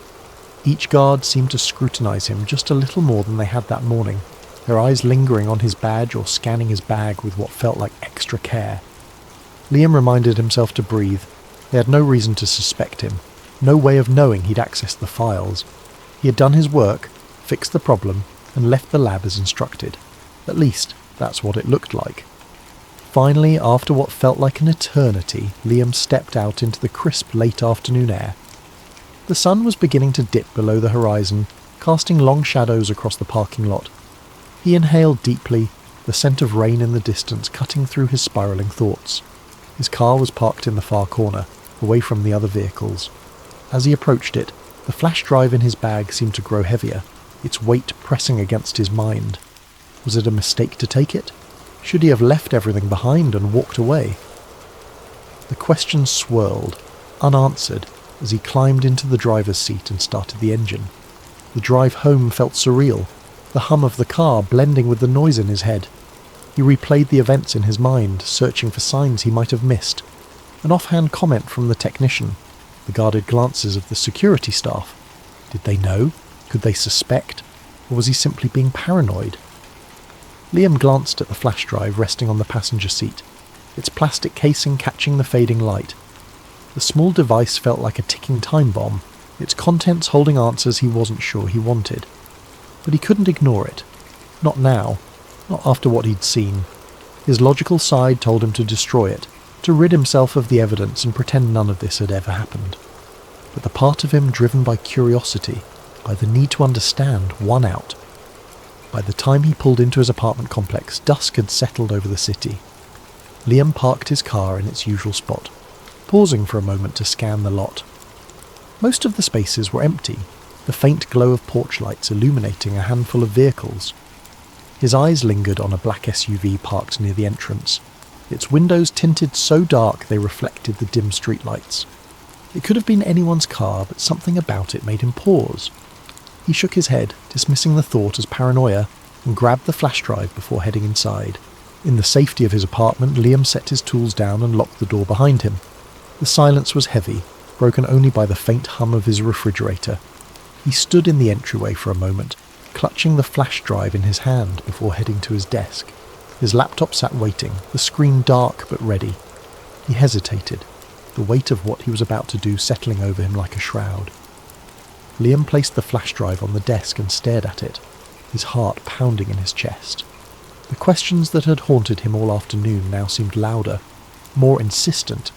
What had he gotten himself into? And what would happen if he kept going? He didn't know the answers, but he knew one thing for certain. There was no turning back now. That night, alone in his apartment, Liam opened the files again. He pored over the data, the calculations, the logs of temporal excursions. There were entries describing experiments with objects, sending a coin or a watch back in time, observing changes in its condition. Some logs mentioned people, though the details were vague. One entry caught his attention. Subject failed to return. Possible instability in the temporal anchor. Liam shuddered, the weight of what he was reading pressing down on him. Over the next week, Liam became consumed by the discovery. He barely ate, barely slept, his mind racing with the implications of what he had found. If time travel was real, it explained so much. Historical anomalies, unexplainable artifacts, sudden shifts in technology. But it also raised terrifying possibilities. Could the government be manipulating history, altering the past to shape the future? Liam's paranoia grew. He noticed a black SUV parked outside his building for 3 consecutive nights. His phone started acting strange, random glitches and dropped calls. One evening he returned home to find his apartment door slightly ajar. Nothing seemed out of place, but he couldn't shake the feeling that someone had been there. The breaking point came when he received a package in the mail, unmarked and wrapped in plain brown paper. Inside was a single note, typed in bold letters. Stop digging. Liam's hands shook as he stared at the words. He knew he should let it go, destroy the files and pretend he'd never seen them. But something inside him wouldn't let him walk away. The world deserved to know the truth. He reached out to an investigative journalist he trusted, an old college friend named Sarah. They met at a coffee shop late one night, Liam glancing over his shoulder as he handed her the flash drive. "If something happens to me," he said, his voice low, "you have to promise you'll get this out there." Sarah looked sceptical but nodded, tucking the drive into her bag. "Liam, are you sure you're okay?" she asked. "You look—" The coffee shop door opened and 2 men in suits walked in. Liam's stomach dropped. "We need to go," he whispered, grabbing Sarah's arm. But before they could move, the men approached their table. "Mr. Mercer," one of them said, his tone flat and authoritative, "we need you to come with us." Liam's mind raced, his instincts screaming at him to run, but it was too late. The men seized his arms, their grip firm but not violent. Sarah protested, but one of the men fixed her with a cold stare. "This doesn't concern you," he said. As they led Liam out of the coffee shop and into the waiting SUV, he felt a sinking dread settle over him. He didn't know where they were taking him or what they planned to do, but he knew one thing for certain. The truth about time travel wasn't just a theory. It was a secret worth killing for. And as the SUV disappeared into the night, Liam realised that some mysteries were never meant to be uncovered. Thank you for joining us tonight on Sleep Theories. Let this story serve as a reminder of how the search for truth can lead us into the unknown. May you drift off with a sense of wonder and curiosity, and may your dreams take you to places where time itself unfolds. Sleep well and sweet dreams. Jacob Grant wasn't the kind of man who sought out adventure. His life was one of quiet rhythms and unassuming contentment, a routine that offered him a sense of control in an otherwise unpredictable world.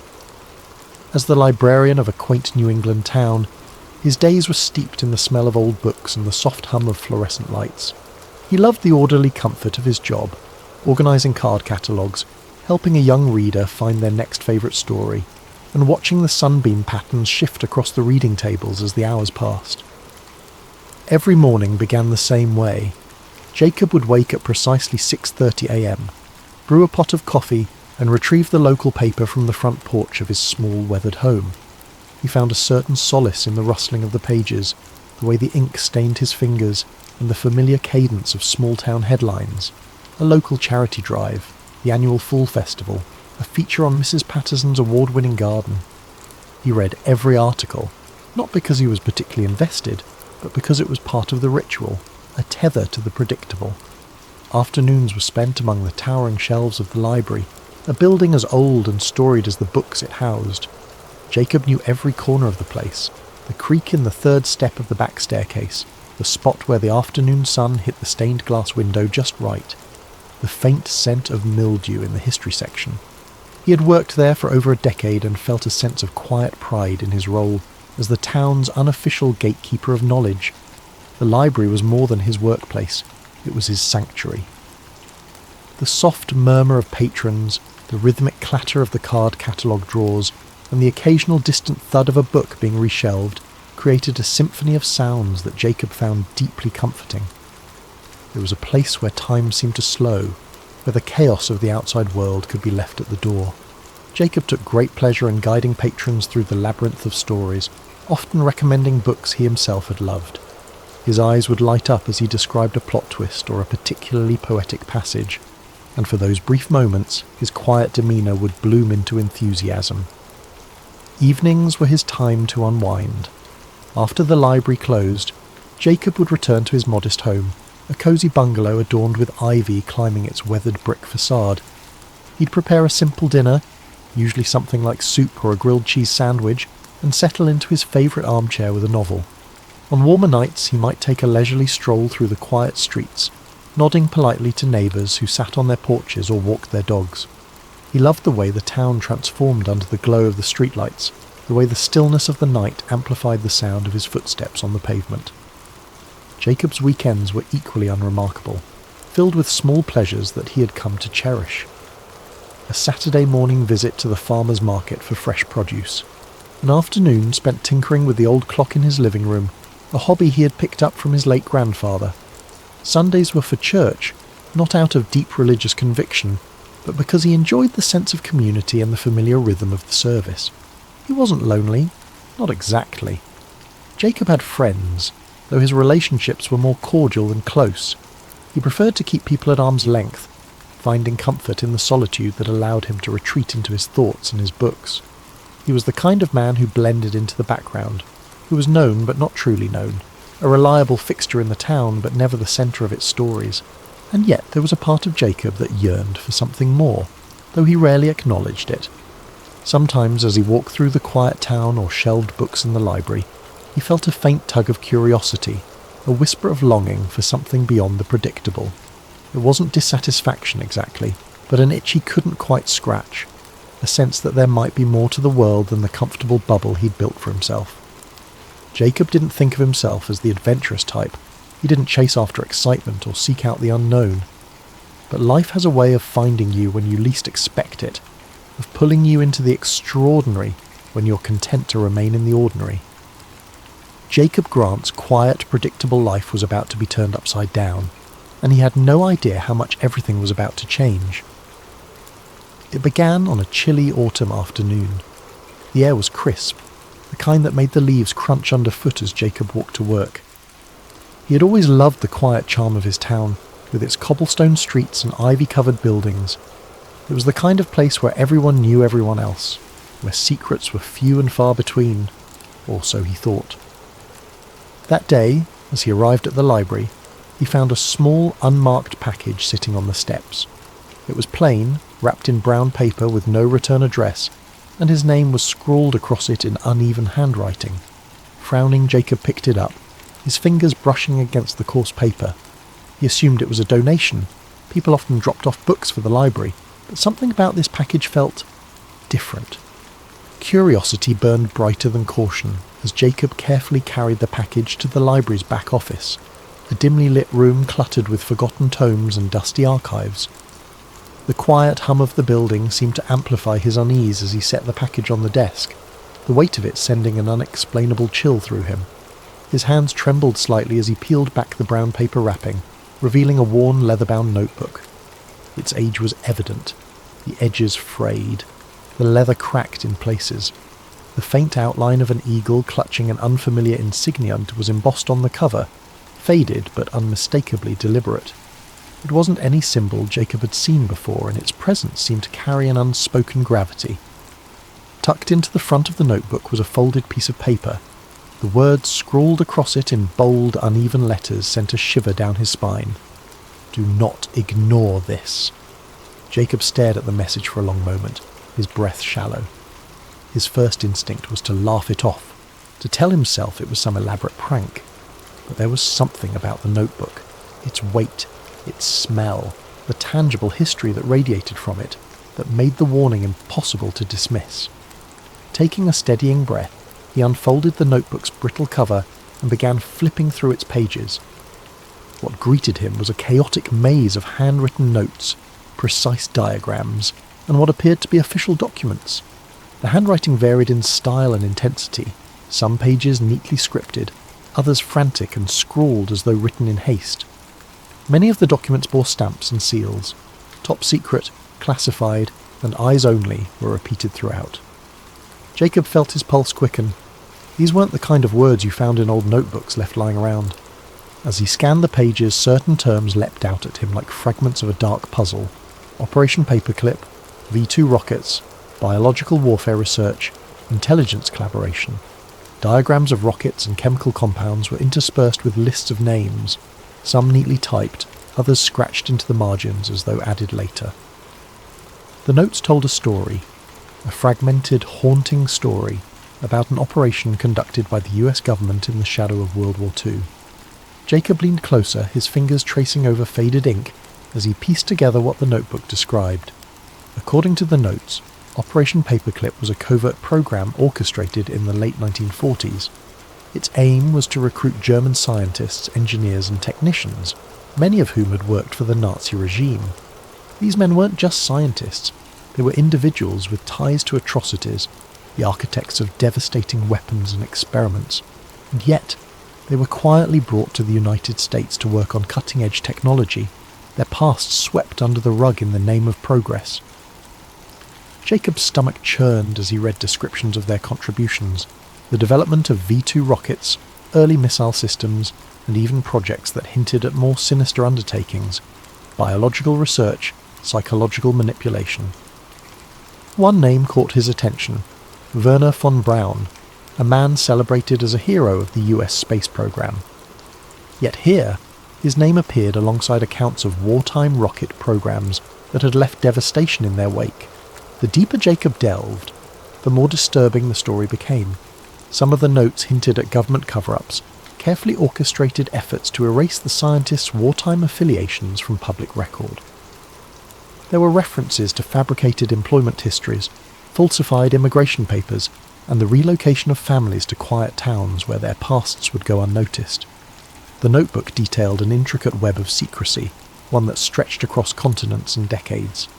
Jacob sat back in his chair, the notebook resting in his lap. His hands felt clammy and his mind raced with questions. Was this real? Could it possibly be true?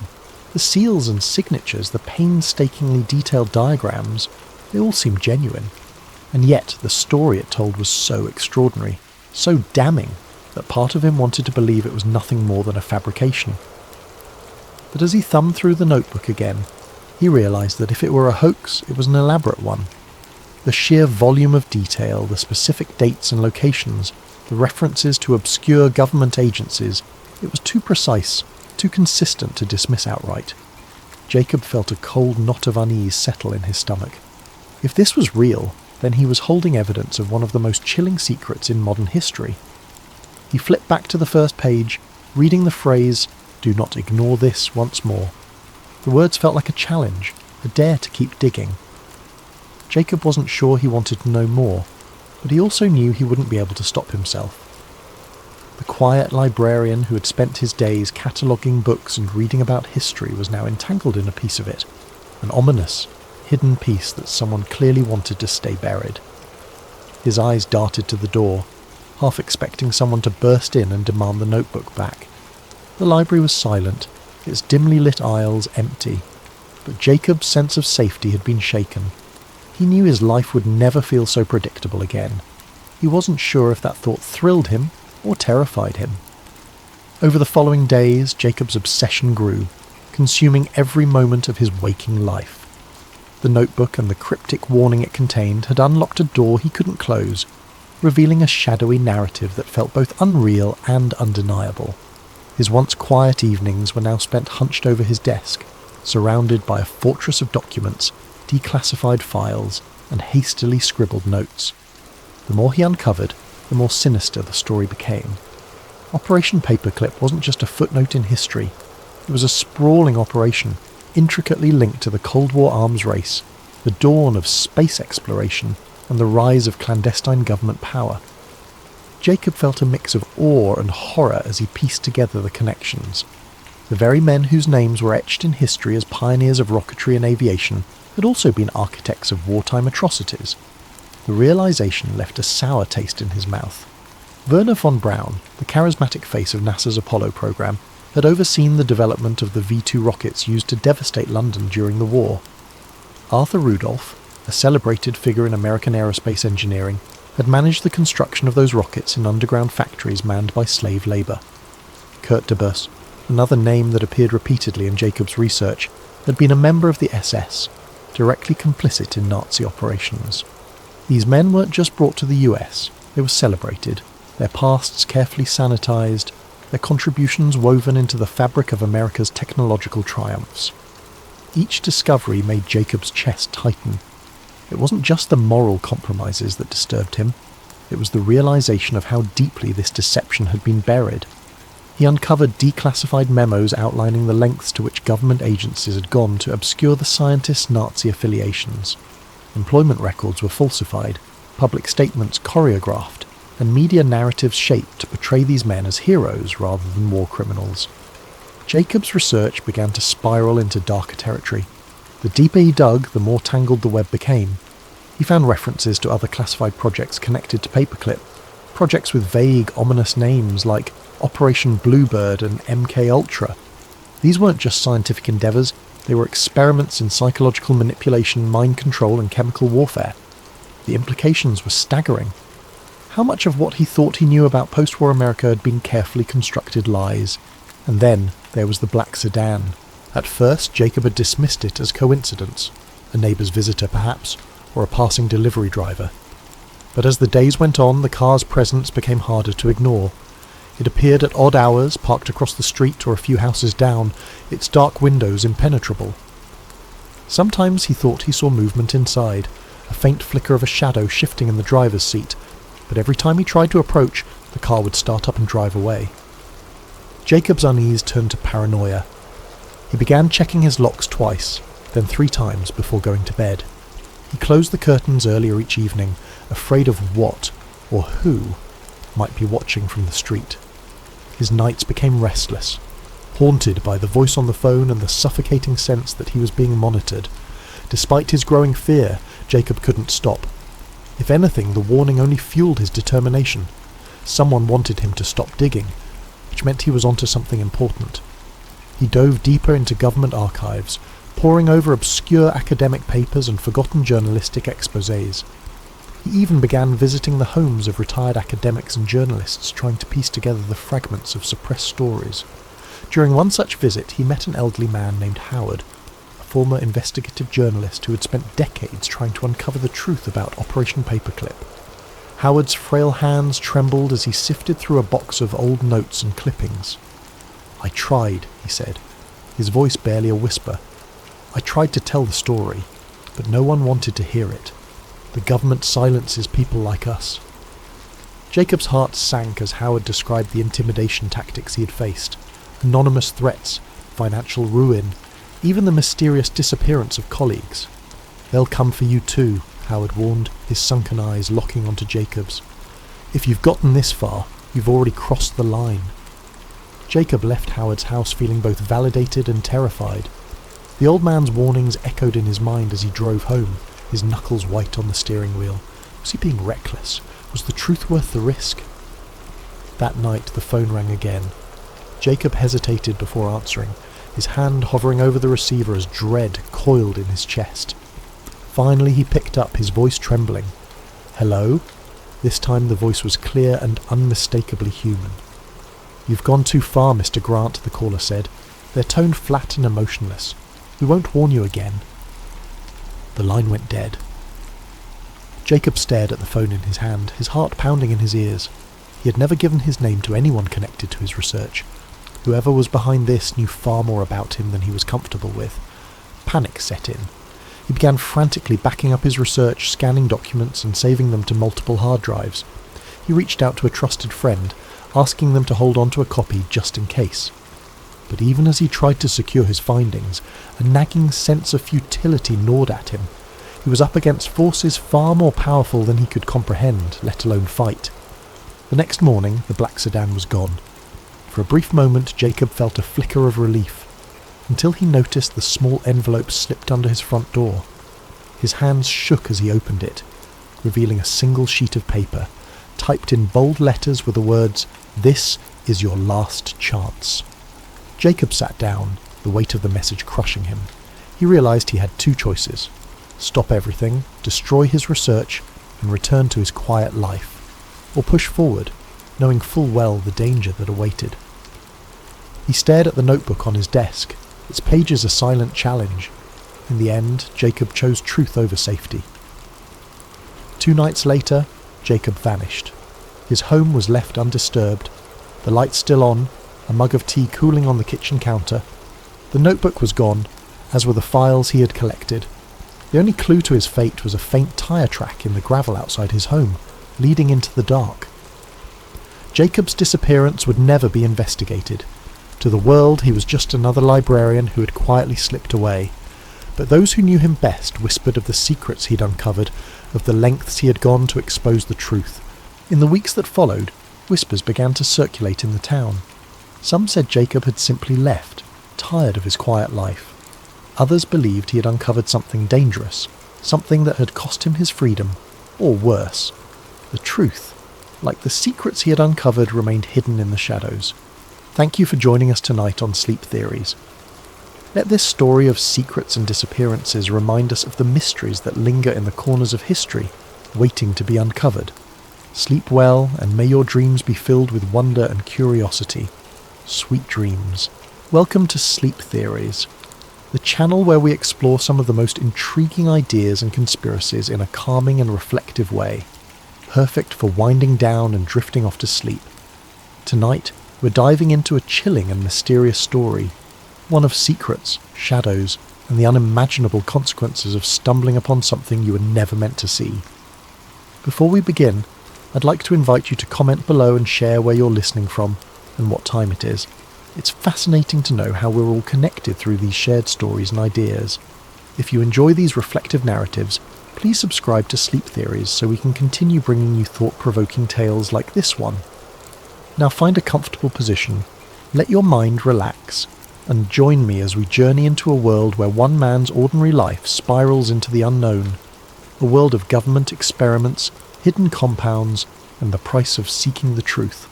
James Hart stood there, his breath hanging in the cool morning air as he stared at the sign. The words, US Government Property, Restricted Area. No trespassing glared back at him, each letter bold and unyielding against the worn metal. It was the kind of warning you didn't take lightly, the kind that usually sent law-abiding citizens like James turning back the way they came. And yet, he couldn't move. His boots stayed planted in the damp earth, his curiosity outweighing the rational part of his brain that screamed for him to leave. He scanned the area, turning his head slowly to look down the length of the fence. It was taller than he had realised, with rows of rusting barbed wire curling menacingly at the top. The trees around it were dense, their branches clawing at the metal like nature itself was trying to reclaim the land. What struck him most was the silence. The usual forest sounds, chirping birds, rustling leaves, were gone, replaced by an almost oppressive stillness that seemed to press down on him the longer he lingered. James felt a pang of guilt for even thinking about crossing the fence. He was a man who followed the rules, who had lived his life avoiding unnecessary risks. But something about the place gnawed at him. It wasn't just the fence or the sign. It was the feeling that he had stumbled onto something significant, something he wasn't supposed to see. He told himself it was probably nothing. Maybe an old military outpost long abandoned. Maybe a weather station. Maybe, but his gut told him otherwise. That's when he noticed the gap. It was small, almost hidden by a cluster of shrubs growing at the base of the fence. James wouldn't have seen it if the sunlight hadn't caught the glint of metal where the barbed wire had been cut. The gap was jagged, as though whoever had made it hadn't cared much for precision. It looked fresh, too. Bits of the metal fencing still clung to the ground, as if it had been forced apart recently. He stepped closer, his heart beginning to pound.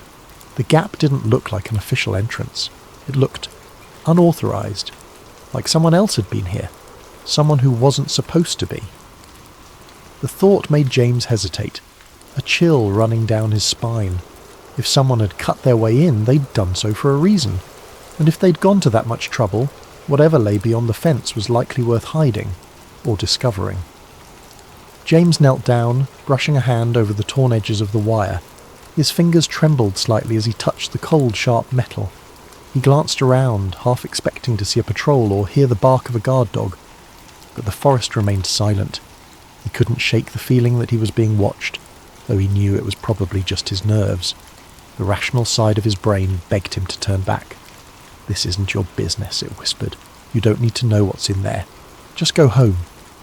But something deeper, something instinctual urged him forward. It wasn't just curiosity, it was a sense of unease, a need to understand what was hidden behind the fence. It was as though the gap had been placed there for him, daring him to cross the line.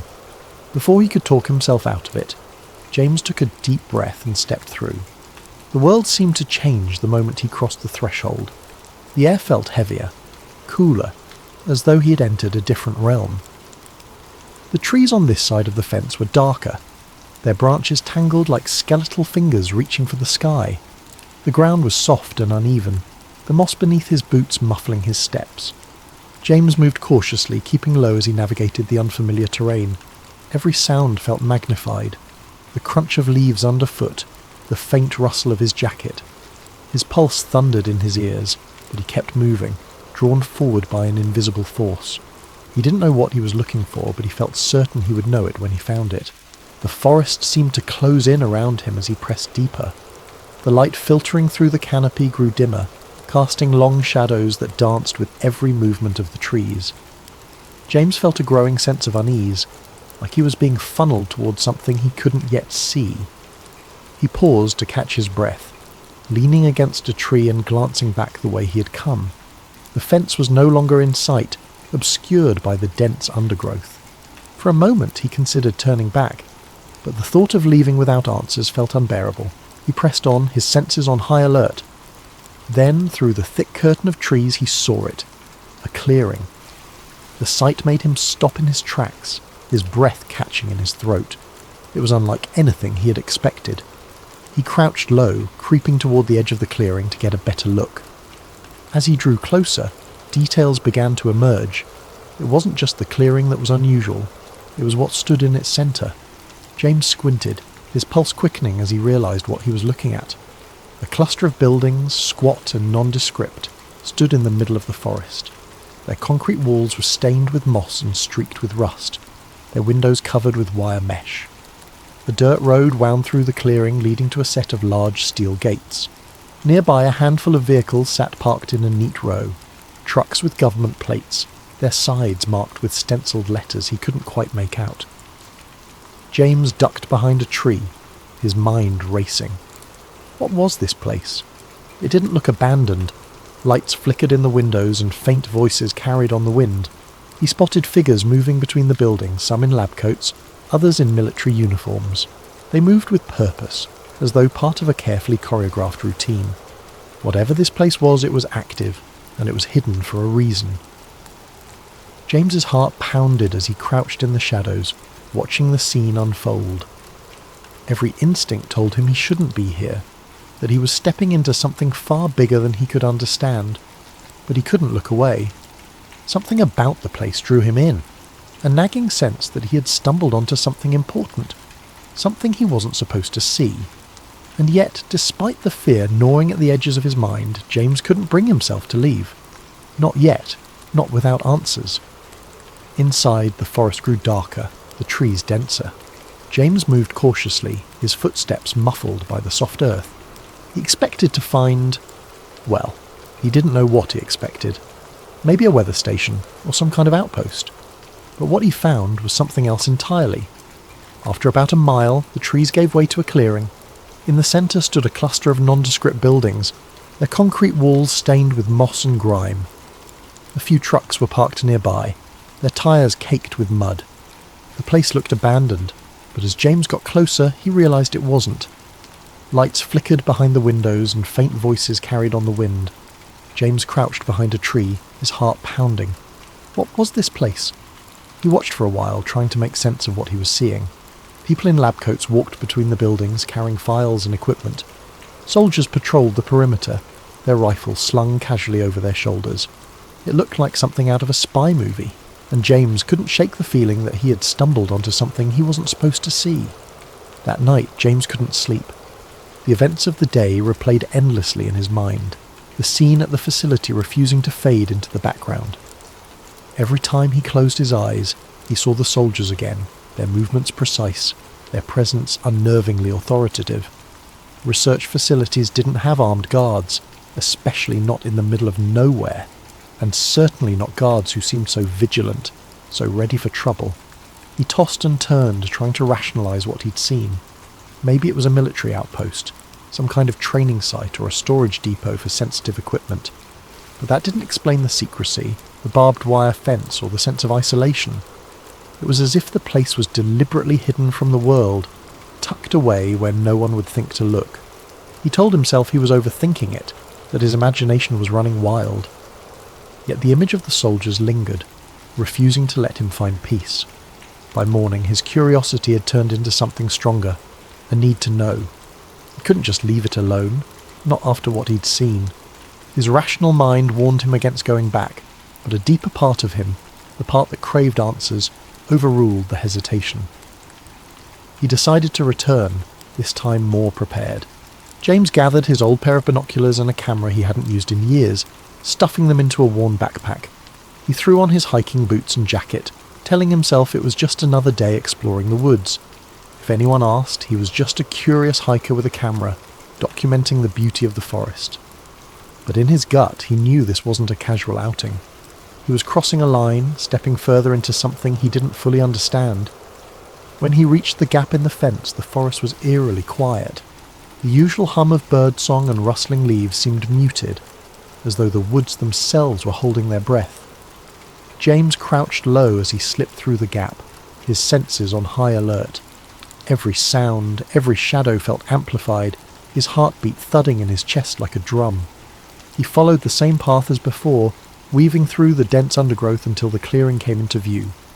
The facility was just as he had left it, its squat buildings clustered together like silent sentinels. The guards were there too, patrolling the perimeter with methodical precision. James found a spot where the trees provided cover, settling in with his binoculars. At first it was uneventful. Trucks came and went, their drivers unloading crates and disappearing into one of the larger buildings. James adjusted the focus on his binoculars, trying to make out the stenciled letters on the side of the crates, but the angle was wrong. He snapped a few photos anyway, hoping they might reveal more later. Hours passed, and James was beginning to think this trip might have been a mistake. He was cold, his legs were cramped from crouching, and his nerves were fraying from the constant vigilance. He was about to pack up and leave when something caught his eye. A small group of people emerging from one of the buildings. He froze, lifting the binoculars to his eyes. At first it looked like more workers or guards, but then he saw the man. Unlike the others, he wasn't wearing a uniform or a lab coat. He looked like an ordinary civilian, his clothes rumpled and his posture defeated. He was flanked by two guards, their hands gripping his arms as they marched him across the clearing. James's breath hitched as he adjusted the focus.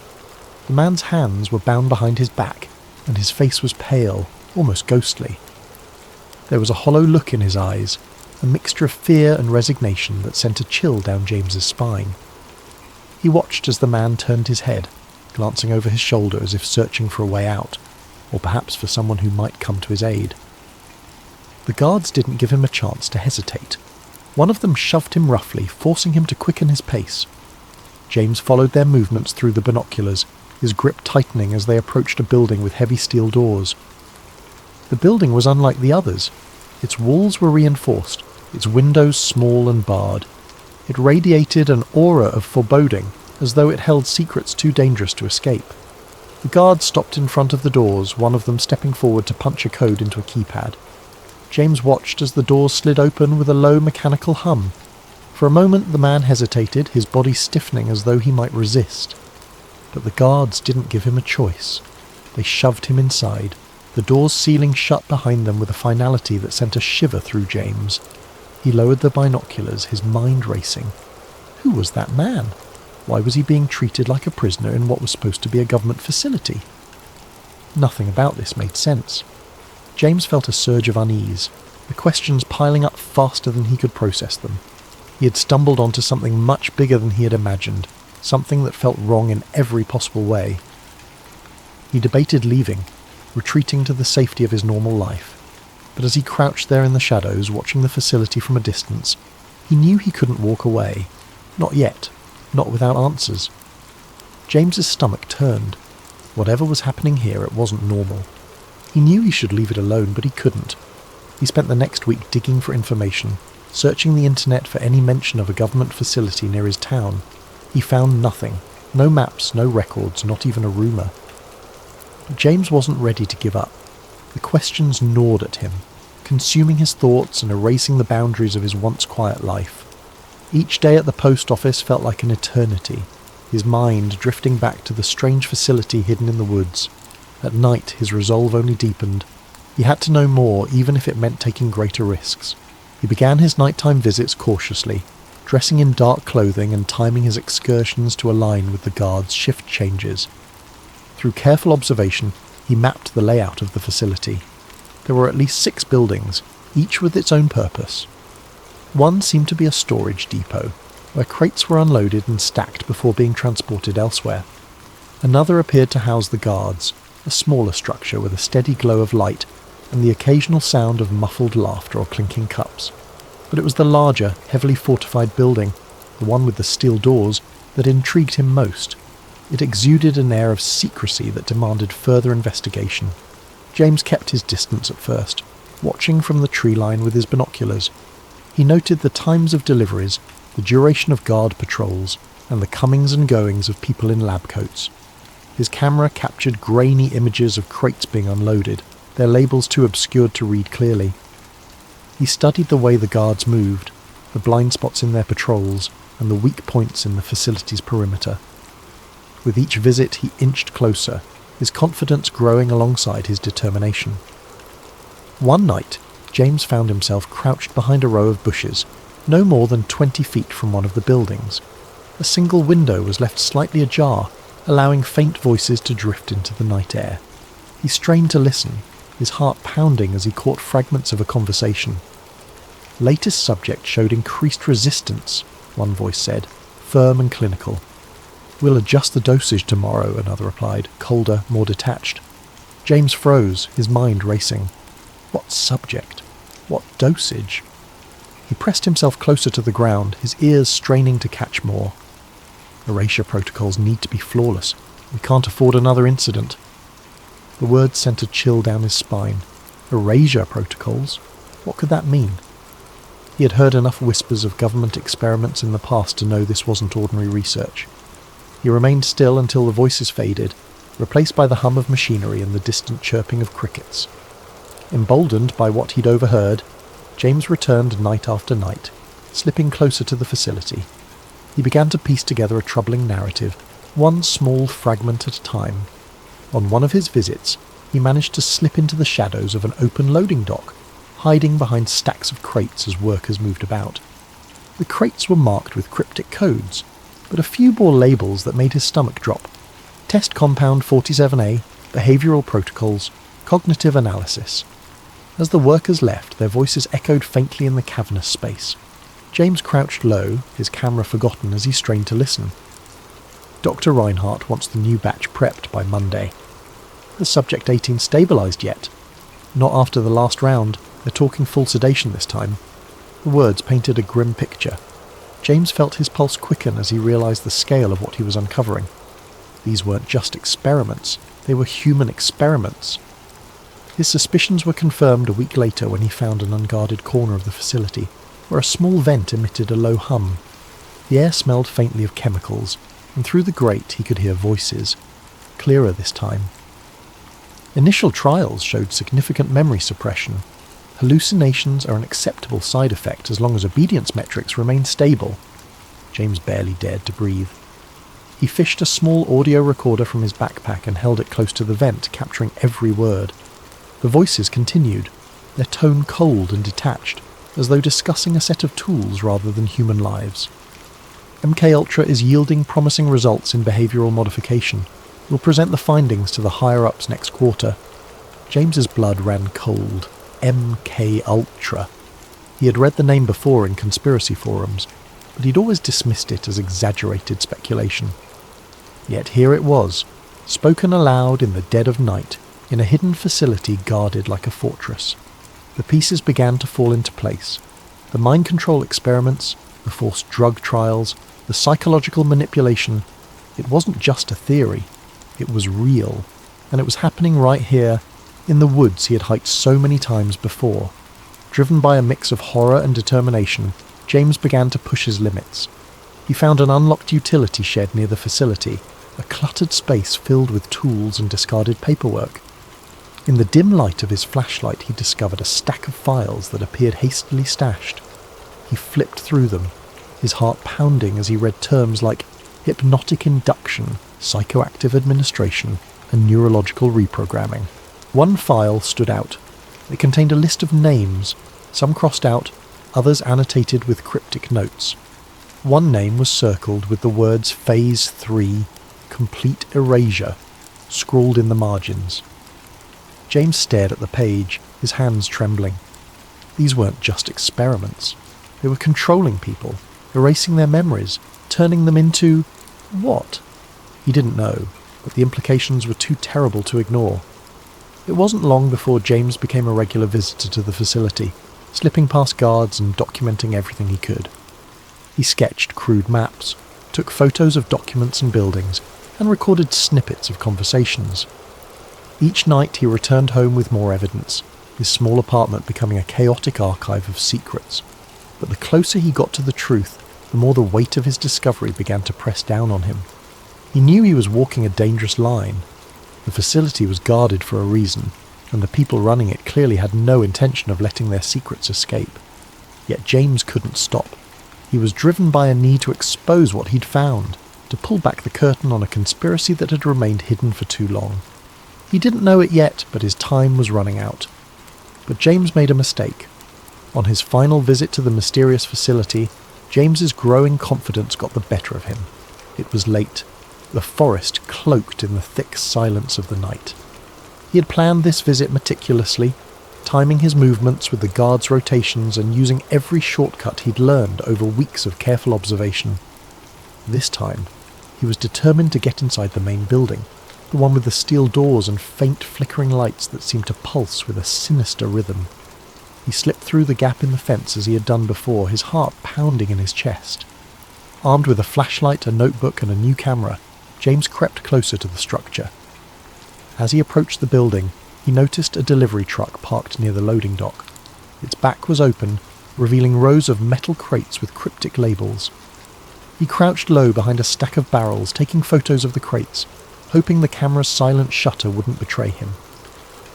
But then he heard it, a sharp crack, the unmistakable sound of a branch snapping underfoot. His body froze as the beam of a flashlight swept through the darkness, illuminating the area just feet from his hiding spot. A guard's voice broke the silence, gruff and alarmed. "Who's there?" Panic surged through James. He bolted, his boots pounding against the forest floor as he darted back toward the fence. The shouts of the guards followed him, along with the heavy thud of their boots as they pursued him. His breath came in ragged gasps, his chest burning as he pushed himself harder, faster. But the guards were trained, and they were gaining on him. He felt the impact before he saw it, a crushing weight against his side as one of the guards tackled him to the ground. His camera skittered across the dirt, landing out of reach. A second guard grabbed his arms, pinning him as he struggled. "Don't move!" one of them barked, his voice cold and commanding. James's mind raced, scrambling for an explanation, an excuse, anything that might save him. But no words came. He was yanked to his feet, his wrists bound tightly with a rough rope, and dragged toward the facility. The camera, his notebook, and any shred of evidence he'd gathered were confiscated, leaving him defenseless. Inside the compound, James was shoved into a small, dimly lit room. The walls were concrete, the air stale and suffocating. A single overhead light buzzed faintly, casting harsh shadows that seemed to dance menacingly on the walls. He sat in a metal chair, his wrists still bound, as a man in a dark suit entered the room. The man's face was expressionless, his eyes cold and calculating. "Who are you?" the man demanded, his voice sharp and clipped. James swallowed hard, his mouth dry.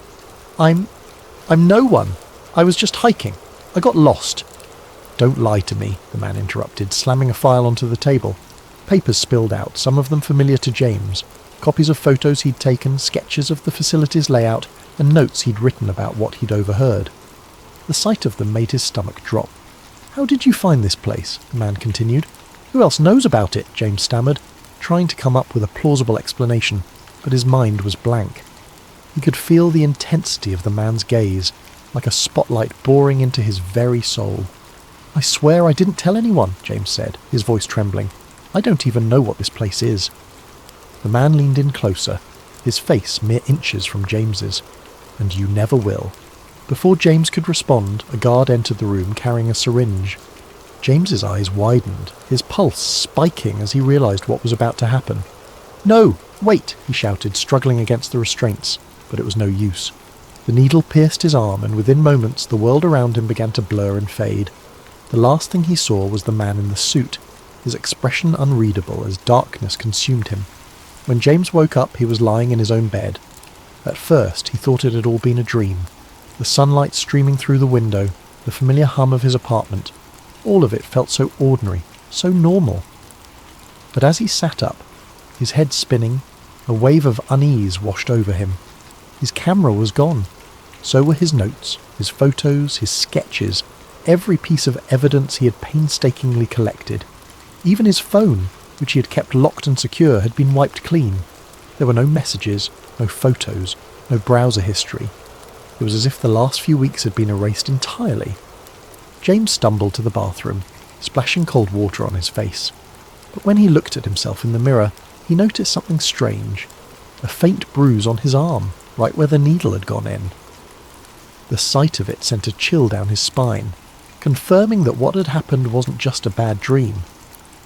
Over the following days, James tried to piece together what had happened, but his memories felt fragmented, like a puzzle with missing pieces. He could recall the facility, the guards, the files marked MK Ultra, but there was a strange emptiness in his mind, as though something had been taken from him. Every time he tried to focus on the details, his thoughts slipped away, replaced by a dull, throbbing headache.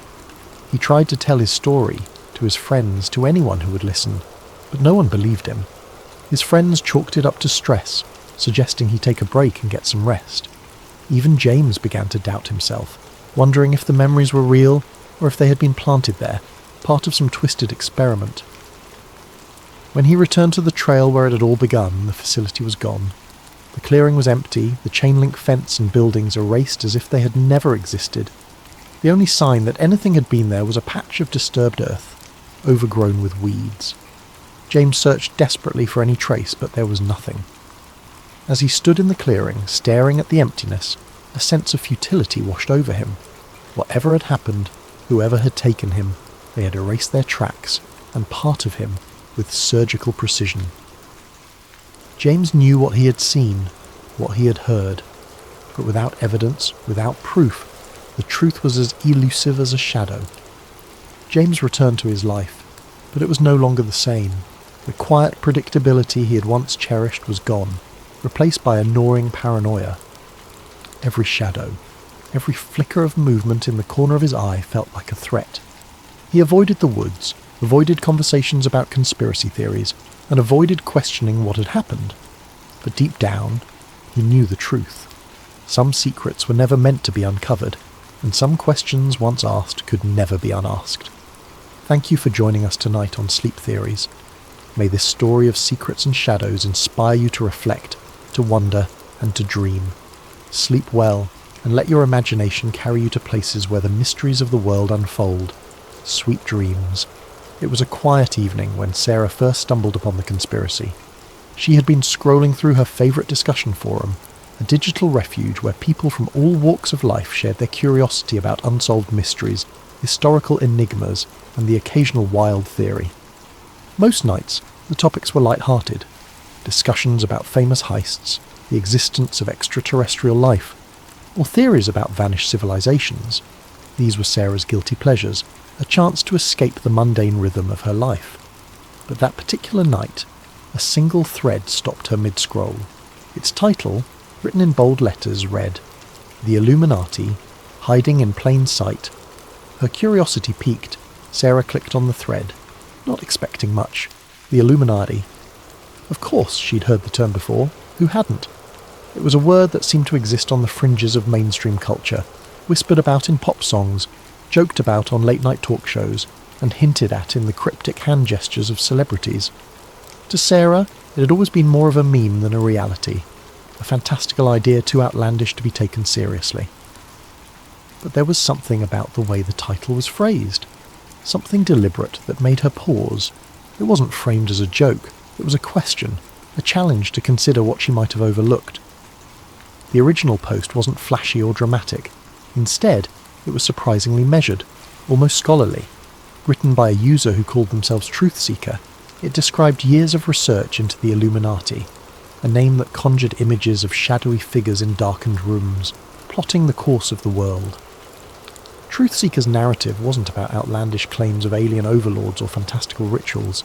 Instead, it painted the Illuminati as a highly organised group, subtle in its influence but pervasive in its reach. According to Truth Seeker, the Illuminati wasn't just a relic of history, a secret society born in 18th century Bavaria. It was alive and well, wielding immense influence over politics, entertainment, finance, and global events. Sarah was sceptical, of course. She'd heard conspiracy theories before, and most of them fell apart under scrutiny. But something about Truth Seeker's approach caught her attention. The post was meticulously detailed, filled with links to obscure documents, photographs of architectural symbols, and a web of connections between powerful figures that seemed almost too intricate to dismiss. This wasn't a haphazard collection of wild accusations. It was a narrative woven with care, each piece of evidence presented as an invitation to dig deeper. Truth Seeker began with history, grounding their argument in facts that Sarah could verify. The Illuminati, they explained, was founded in 1776 by Adam Weishaupt, a Bavarian professor of canon law. Originally it was an intellectual movement, a society of thinkers and visionaries dedicated to the ideals of reason, science, and freedom from oppressive institutions. Weishaupt's vision was noble, even radical for its time, but according to Truthseeker, the organization's original purpose was eventually corrupted. Over the years, the Illuminati transformed from a society of enlightenment into a clandestine group focused on one goal: power. The post continued, outlining how the Illuminati supposedly dissolved in the late 18th century after being outlawed by the Bavarian government. But Truthseeker claimed that this was only the official story. In reality, the group had simply gone underground, adapting to the changing world while maintaining its grip on the levers of influence. Truthseeker pointed to connections between the Illuminati's symbols and modern institutions: the all-seeing eye on the US dollar bill, the pyramid, the number 13.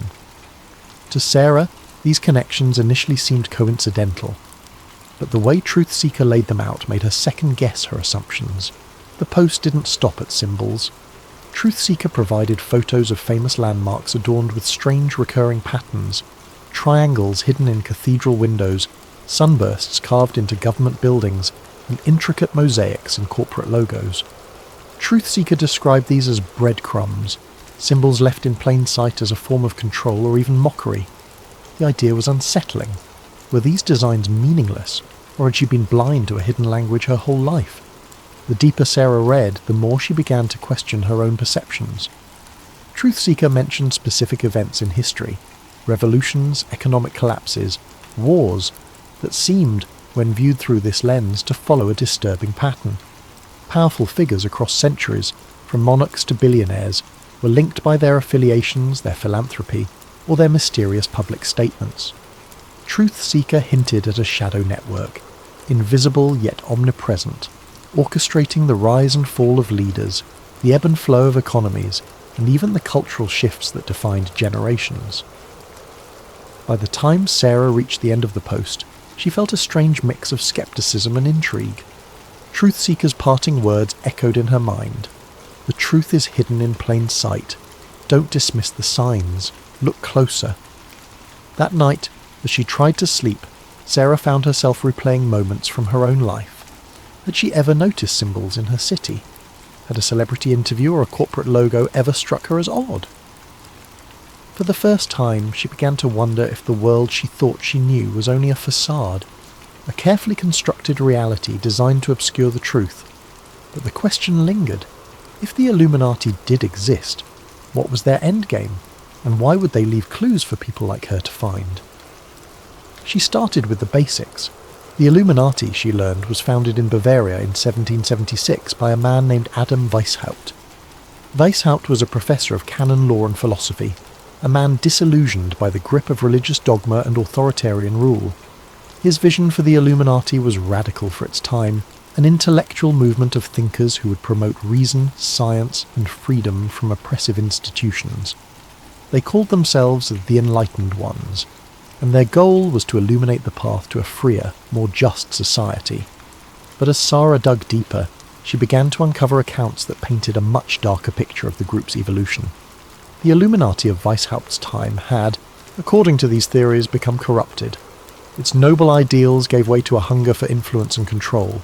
Some claim the group had infiltrated powerful institutions, governments, banks, religious organizations, not to reform them, but to manipulate them from within. This wasn't just a society of intellectuals anymore. It was, if the conspiracy held any truth, a shadow government shaping the world to its will.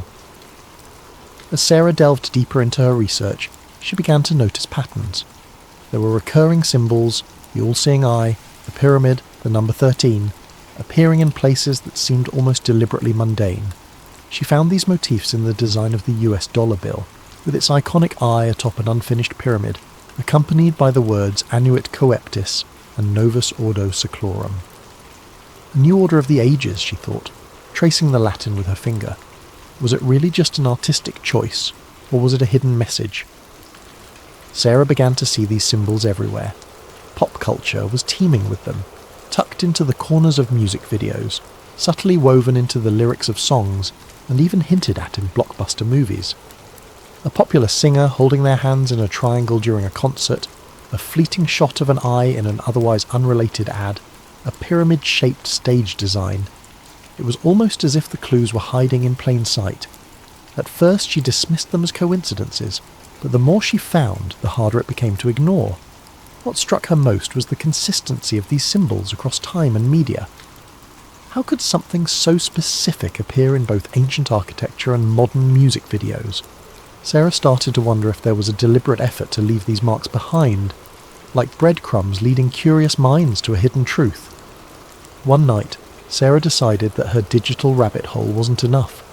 The information she found online, while intriguing, was fragmented, often drowned in speculation or outright fabrication. She needed something more tangible, something rooted in history. So she took her research offline, visiting her local library in search of answers. The library was a quiet refuge, its walls lined with books that seemed to carry the weight of centuries. Sarah wandered through the aisles, pulling volumes on secret societies, conspiracy theories, and historical accounts of clandestine organisations. Most of the material she found dismissed the Illuminati as a myth, a product of overactive imaginations and a culture drawn to the dramatic. Yet, hidden among the more sceptical tomes, she discovered older texts that seemed to hint at something else entirely. These older texts weren't written as fanciful fiction or modern musings. They read like documentation, historical accounts of shadowy cabals and secret gatherings that predated Weishaupt's enlightened ones. One book, its cover faded and edges frayed with time, described gatherings of powerful individuals in candlelit chambers where decisions were made that would alter the course of history. Another referenced symbols and codes used by secret societies to communicate across vast distances, ensuring their influence remained undetected. These accounts were sparse, fragmentary, but they carried a weight of authenticity that sent shivers down Sarah's spine. The most intriguing discovery was a collection of letters, reprinted in one of the books, that purportedly belonged to a member of the Illuminati. The letters spoke of plans to infiltrate key institutions and manipulate public opinion. Phrases like, "the masses must not know," and "the time is near," stood out, haunting in their simplicity. While the authenticity of these letters was debatable, they felt eerily consistent with the modern theories Sarah had been reading. As Sarah sat at a wooden table, under the dim glow of the library's overhead lights, she couldn't help but feel a growing unease. The idea of the Illuminati as a puppet master pulling the strings of society seemed far-fetched, but the patterns, the symbols, the connections, could they really all be coincidence? She thought about the monuments and buildings she passed every day, wondering how many of them bore marks she'd never noticed. She thought about the news, the music, the movies that filled her life. Were they subtly guiding her thoughts and perceptions without her even realising it? For the first time, Sarah began to wonder if she had already been a part of the narrative all along, an unwitting participant in a grand hidden design. And if that were true, who was writing the script? As the weeks passed, Sarah's obsession deepened, weaving itself into the fabric of her everyday life. She couldn't drive to work without scrutinising the logos on billboards or storefronts, searching for hidden meanings in their designs. The triangle on one ad, she convinced herself, bore an uncanny resemblance to the pyramid on the dollar bill. Another featured an abstract logo that seemed to form an eye if tilted just right. She couldn't decide if these were deliberate choices by designers, or if her mind was playing tricks on her. Either way, they made her heart race with equal parts fear and exhilaration. Music videos, too, seemed riddled with clues.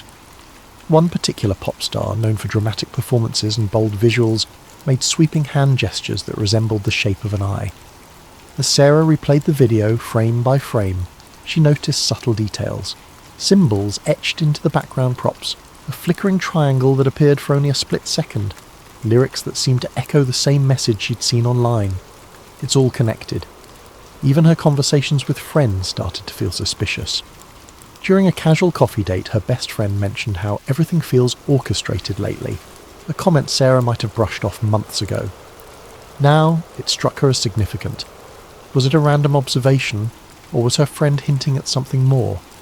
Were they unknowingly part of the same puzzle she was trying to solve?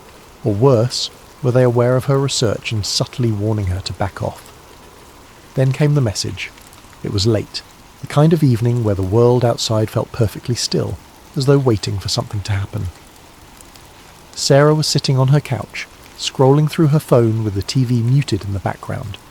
Her living room was dimly lit, the glow of her screen casting faint shadows on the walls.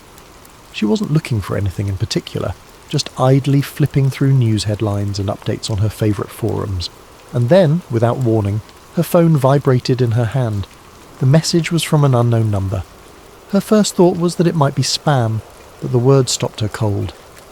"You're asking the right questions. Be careful." Sarah's heart skipped a beat. She stared at the screen, rereading the message until the words blurred. A chill crept up her spine as she glanced around her apartment. The blinds were drawn, but she couldn't shake the feeling that someone might be outside watching her. She stood up and peered through the gap in the curtains. The street was quiet, bathed in the orange glow of the streetlights. A car was parked across the road, its windows dark and reflective, but nothing seemed out of the ordinary. She sat back down, her mind racing. Who could have sent the message? She hadn't shared her phone number on any of the forums she'd been visiting. Her research was confined to books and the anonymity of the internet. Could it really be a prank? Or was it a warning from someone who knew exactly what she was doing? For a brief moment she considered replying, but something held her back. If the sender knew about her research, they might also know more about her than she was comfortable with. What if engaging with them put her in even greater danger? Instead, she deleted the message, as though erasing it from her phone could also erase the unease it had planted in her mind. But the unease didn't go away. That night, as she lay in bed, every sound seemed amplified. The creak of the floorboards, the hum of the refrigerator, the occasional rustle of leaves outside her window. She couldn't stop replaying the message in her head. "You're asking the right questions." It felt like validation, proof that her research was leading somewhere. But then there was the warning. Be careful. What exactly was she getting close to, and who didn't want her to find it? In the days that followed, Sarah became more cautious. She avoided the forums she frequented, afraid that whoever had sent the message might be watching her activity. She left her phone on airplane mode whenever she wasn't using it, and started unplugging her laptop at night. Even her usual walks around the neighbourhood felt different. She couldn't shake the feeling of being followed, though every time she turned around the streets were as empty as they'd always been. Yet despite her fear, Sarah's curiosity only grew. The message had confirmed what she'd begun to suspect. Her research wasn't just a hobby or a harmless dive into conspiracy theories. There was something real to it, something that someone didn't want her to uncover. And as much as the warning had unsettled her, it also fueled her determination. If she was asking the right questions, then she was closer to the truth than she'd ever been. But how close was too close? And at what point did curiosity become a risk not worth taking? These were the questions that now consumed her, lingering in the corners of her mind as she tried to decide whether to press forward or step back from the edge. The following days brought more strange occurrences. Her internet connection slowed to a crawl whenever she tried to access certain websites. A package arrived at her door, addressed to her but with no return address. Inside was a single piece of paper with a cryptic message. "The truth is hidden in the light." Sarah began to feel like she was being watched. Cars seemed to linger outside her apartment longer than they should. Strangers on the street made prolonged eye contact before looking away. At night she could swear she heard faint clicking sounds on her phone line, as if someone was listening in. Despite the fear, she couldn't stop. If anything, the strange events only fueled her determination. She spent hours poring over old documents, looking for connections, for anything that could explain what was happening. And slowly, she began to piece together a narrative. The Illuminati, she learned, wasn't just a group of intellectuals or an idea from the past. It was, according to the theory, an intricate web of influence that spanned centuries. It wasn't about controlling governments or manipulating markets. It was about shaping reality itself. The symbols, the patterns, the coincidences. They weren't mistakes. They were messages, breadcrumbs left for those who were willing to see. One night, Sarah stumbled upon a forum thread that claimed to reveal the structure of the Illuminati. It described a hierarchy, with powerful figures at the top and layers of secrecy below. The thread linked to an encrypted document, supposedly a leaked manifesto. Sarah hesitated. Downloading the file felt like crossing a line, like stepping into territory she couldn't return from. but her curiosity won out. As she read the document, her screen filled with phrases that sent chills down her spine. It spoke of the Great Plan, a vision of a unified world where chaos was eliminated, but at the cost of individual freedom. The document was filled with references to historical events, implying that the Illuminati had been behind revolutions, wars, and even technological advancements. It was too detailed, too specific to be easily dismissed. Sarah leaned back in her chair, the weight of what she'd read settling over her. She didn't know what to believe anymore. Was the Illuminati real, or was she simply connecting dots that weren't meant to be connected? As she stared at the glowing screen, she couldn't shake the feeling that she was standing on the edge of something vast and incomprehensible. Thank you for joining us tonight on Sleep Theories. This is just the beginning of Sarah's journey into the unknown, and we'll continue to explore her story in future episodes. May this tale of secrets and shadows inspire you to reflect, to wonder, and to dream. Sleep well, and let your imagination carry you to places where the mysteries of the world unfold. Sweet dreams. It started on an ordinary day for Daniel, a young software engineer with a knack for solving puzzles. His life was structured and predictable. Mornings spent coding, afternoons troubleshooting, and evenings playing video games. But one evening, something changed.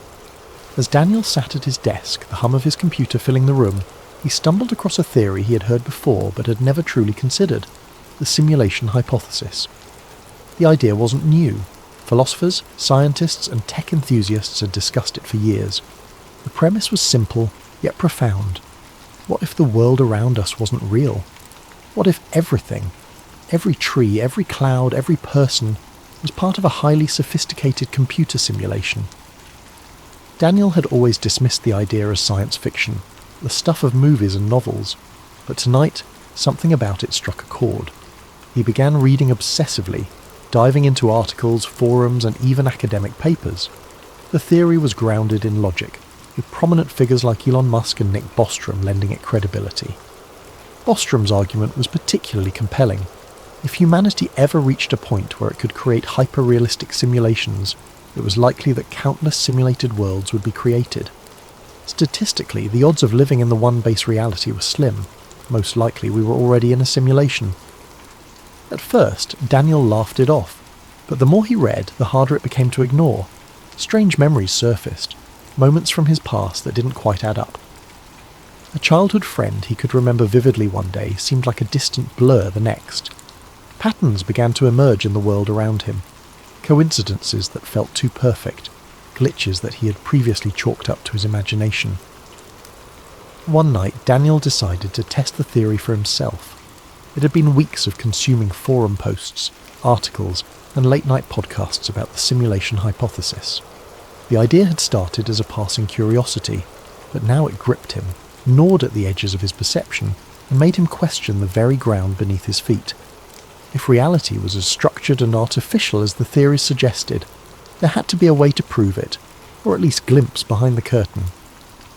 He sat at his desk, illuminated by the glow of his computer screen, and began writing a simple program. It wasn't anything extraordinary, just a piece of code designed to generate random numbers. The logic was straightforward. The output should be completely unpredictable. Yet, as he stared at the rows of numbers that scrolled across the screen, he noticed something unsettling. At first it seemed like a coincidence. A number here, a number there, repeating after a few cycles. He rubbed his eyes, convinced he was imagining things, but the more he watched, the clearer the pattern became. Every few intervals the same sequence appeared like a song stuck on loop. The numbers weren't random at all. It was as if an invisible hand was guiding them, injecting order where there should have been chaos. Daniel's heart raced. He ran the program again, tweaking variables, trying different algorithms. Yet no matter how he adjusted the parameters, the pattern remained. It was subtle, but undeniable. It felt deliberate, like someone, or something, wanted him to notice, and that was only the beginning. Once Daniel began paying attention, the glitches seemed to follow him everywhere. Lights in his apartment flickered without warning, even though his landlord had just installed new fixtures.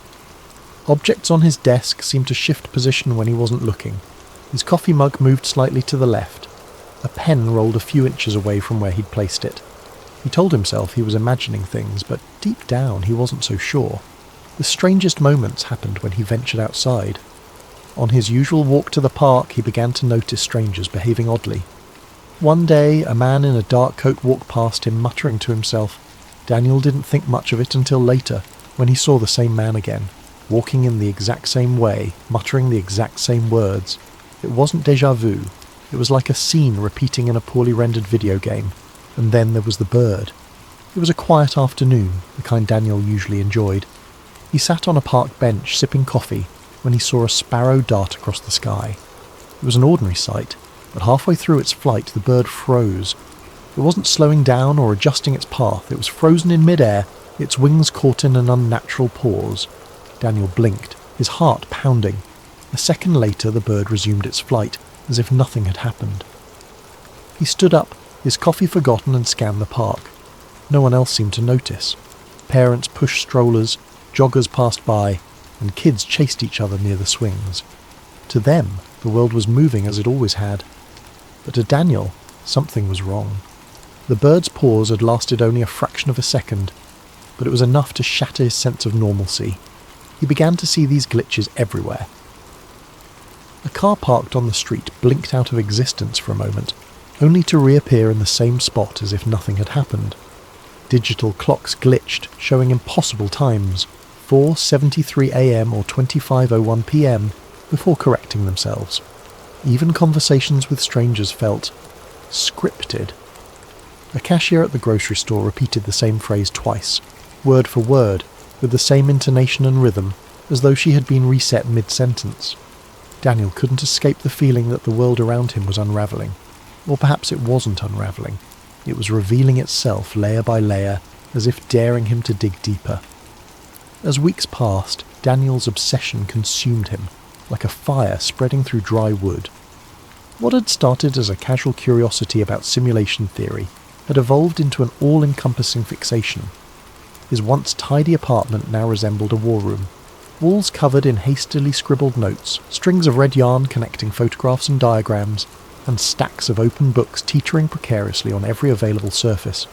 The soft glow of computer screens illuminated the chaos, their hum a constant background noise as Daniel delved deeper into his quest for answers. Friends had stopped reaching out, their texts and calls ignored until they dwindled into silence. Daniel barely noticed. His world had narrowed to a singular purpose, to prove that reality was not what it seemed. Days and nights blurred together as he scoured the internet for clues, digging through obscure forums, listening to late-night podcasts, and watching grainy videos of supposed glitches in the Matrix. He wasn't just exploring anymore, he was hunting, desperate for something tangible, something irrefutable. And then, one night, he found it. It was nearly 3 a.m, the hour when the world outside seemed the quietest and Daniel's mind felt the sharpest. He was scrolling through a forum dedicated to simulation theory, its threads filled with a mix of wild speculation, eerie anecdotes, and the occasional well-articulated argument. His eyes skimmed past a post titled "Proof Hidden in Plain Sight," and then stopped. The author of the post, a user known only as Observer, had a reputation in the community for their cryptic but compelling insights. The post was unlike anything Daniel had seen before. Observer claimed to have found evidence of the simulation, not in the form of glitches or anomalies, but encoded messages embedded within reality itself. The post included no direct evidence, only a series of cryptic clues and riddles, each one urging readers to look for patterns in everyday life. "They don't hide the truth," Observer had written. "It's right in front of us. Numbers, symbols, alignments, they all point to the same thing. Pay attention to the things you ignore. The messages are everywhere." Daniel's heart raced as he read and reread the post, the words resonating with a strange and unshakable truth. The messages were vague, almost maddeningly so, but they struck a chord deep within him. He began to notice them everywhere. The next day, Daniel bought coffee at his usual cafe. As he handed the cashier a $10 bill, his eyes fell on the receipt. The total was $4.42, an unremarkable amount until he noticed the timestamp printed at the bottom, 4:42 p.m. It was the same sequence of numbers he had seen on his phone battery days earlier, and it sent a shiver down his spine. Later that evening, as he walked through his neighbourhood, he passed a billboard advertising a clothing brand. The slogan, written in bold, sleek font, read, "It's all connected." It wasn't the kind of phrase that would normally catch his attention, but tonight it stopped him in his tracks. The words seemed directed at him, as though they were a private message hidden in plain sight. And then there were the stars. Daniel had always been fascinated by the night sky, often spending hours gazing at the constellations from his balcony. But now even the stars seemed to hold secrets. One clear night, as he studied the sky, he noticed an unusual alignment. 3 stars, brighter than the others, formed a perfect triangle. It wasn't a recognised constellation. He'd checked his star charts, and yet it felt deliberate, like a signature left behind by the architects of his reality. The more Daniel looked, the more he found. Random numbers on receipts began to repeat with eerie precision. Phrases in advertisements seemed to echo his own thoughts. Even snippets of conversations overheard on the subway felt too perfectly timed, too meaningful to be mere coincidence. The world around him was starting to resemble a puzzle, one that begged to be solved. But for every clue Daniel uncovered, a new question arose. Were these patterns real, or was his mind playing tricks on him? If the messages were intentional, who or what was leaving them? And most importantly, why? The answers, Daniel felt, were tantalizingly close. Yet the more he searched, the more the lines between reality and illusion began to blur. His once firm grasp on the world around him was slipping, replaced by a growing sense of unease. Somewhere, buried within the fabric of existence, he was certain the truth awaited him. All he had to do was find it. Daniel couldn't shake the feeling that someone, or something, was watching him. At first it was subtle, a twinge of unease when he sat in front of his computer for too long, or the sense that shadows shifted slightly in his peripheral vision. But as days passed, the signs became impossible to ignore. His computer began behaving in ways that defied explanation. Files he hadn't touched would open on their own, random error messages would flash across his screen, and his webcam light flickered on for a few seconds at a time, though he had never enabled it. Each new glitch sent a shiver down his spine. He tried to rationalize it. Perhaps it was a software bug or malware.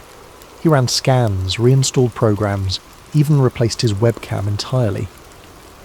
But the anomalies persisted, and with each one, the sensation of being observed grew stronger, like an invisible presence was scrutinizing his every move.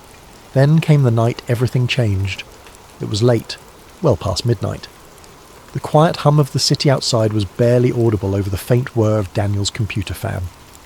He had been sifting through yet another obscure forum thread, his tired eyes scanning lines of cryptic text, when the screen suddenly went black. His fingers froze mid-typing, the room plunged into an unnatural silence. Even the gentle buzz of his desk lamp seemed to fade away. Before he could react, white text flickered onto the dark screen. The words were simple but chilling. "You're getting close." Daniel's breath caught in his throat. His pulse quickened as he leaned forward, his face illuminated by the eerie glow of the message. He stared at the screen, half expecting more text to appear, but none did. He tried to type something, anything, but the keyboard was unresponsive. The message remained for a few more moments before vanishing, leaving the screen blank once again. He sat back in his chair, his heart pounding in his chest. Was this a prank? Had someone hacked into his system? Or more terrifyingly, was this a response to his relentless digging into simulation theory?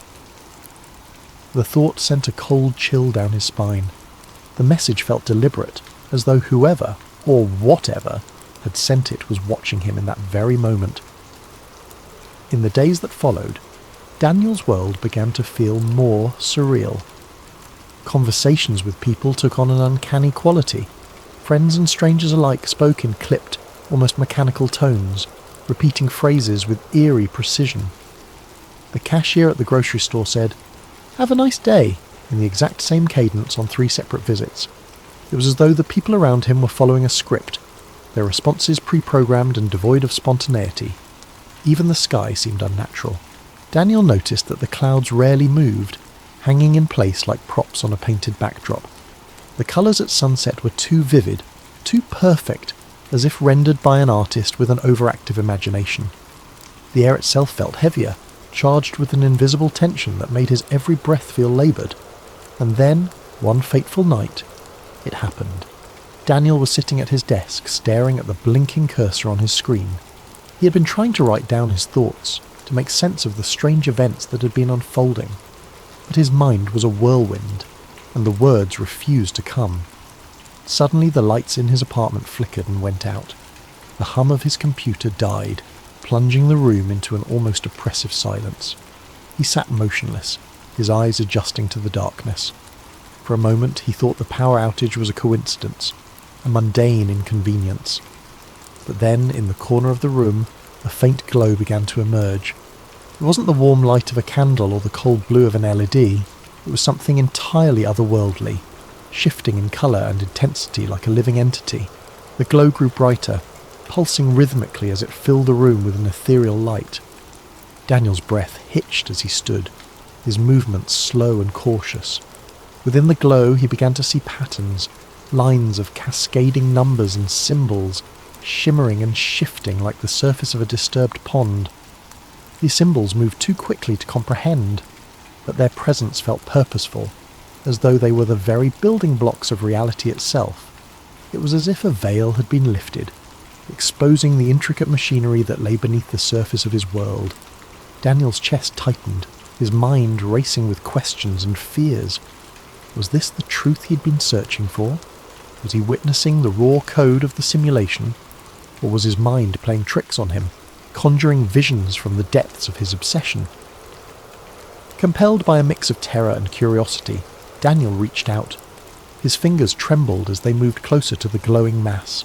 The moment his hand made contact, a surge of energy coursed through him, jolting him like a bolt of lightning. He gasped, his vision flooded with a kaleidoscope of images and sensations. He saw flashes of his life, memories both familiar and foreign. He saw himself as a child playing in the park, but the scene felt off, as though it were a recording played back on faulty equipment. He saw faces of people he didn't recognise but felt he should, their expressions frozen in time. Most disturbingly, he saw himself from a distance, not as a human being but as a sequence of data, lines of ones and zeros stretching infinitely into the void. The experience lasted only a few seconds, but it left Daniel reeling. As the glow faded and the room plunged back into darkness, he collapsed into his chair, his body trembling with exhaustion and fear. His mind raced to make sense of what he had seen. Was it a glimpse of the truth, or had his obsession driven him to the brink of madness? In the silence that followed, one thought echoed through Daniel's mind. The world he knew would never feel the same again. In the days that followed, Daniel struggled to make sense of what had happened. He replayed the events over and over in his mind. The glowing code, the surge of energy, the kaleidoscope of images that had flashed before his eyes. Was it possible that he had truly glimpsed the underlying fabric of reality, or had his mind, pushed to the brink by his obsession, simply conjured it in a moment of exhaustion? No matter how many times he turned the question over, the answer remained elusive. He began to move through life with a strange sense of detachment. Every moment, every interaction, every sensation carried with it the faint echo of artificiality. The world around him, once vibrant and full of life, now felt like a carefully constructed facade. Conversations felt scripted, as though the people around him were reading from lines they didn't fully understand. The sound of traffic outside his apartment seemed monotonous, like a looped recording playing on repeat. Even the city lights that twinkled in the distance felt calculated, their brightness too perfect, their arrangement too deliberate. Daniel spent hours staring out the window of his apartment, watching the world unfold below. He noticed details he had never paid attention to before. The way pedestrians seemed to walk in synchronized patterns, the way the wind rustled the trees as though following an unseen rhythm. It was as if the simulation, if that's what it was trying harder than ever to convince him of its authenticity. But the harder it tried, the more artificial it felt. One evening, as he watched the sun set behind the city skyline, a strange calm settled over him. The colours of the sky, vivid oranges and purples fading into deep blue, felt impossibly beautiful, almost as if they had been painted just for him. And in that moment, Daniel realised something profound. Whether the world was real or simulated didn't matter. His experience of it was all he had, and it was no less meaningful for being uncertain. The laughter of a child playing in the park, the warmth of the sun on his skin, the taste of his favourite coffee, these things felt real. They brought him joy, comfort and connection, and perhaps that was enough. Daniel didn't stop wondering about the nature of reality. His curiosity was too deeply ingrained to simply vanish, but he no longer let it consume him.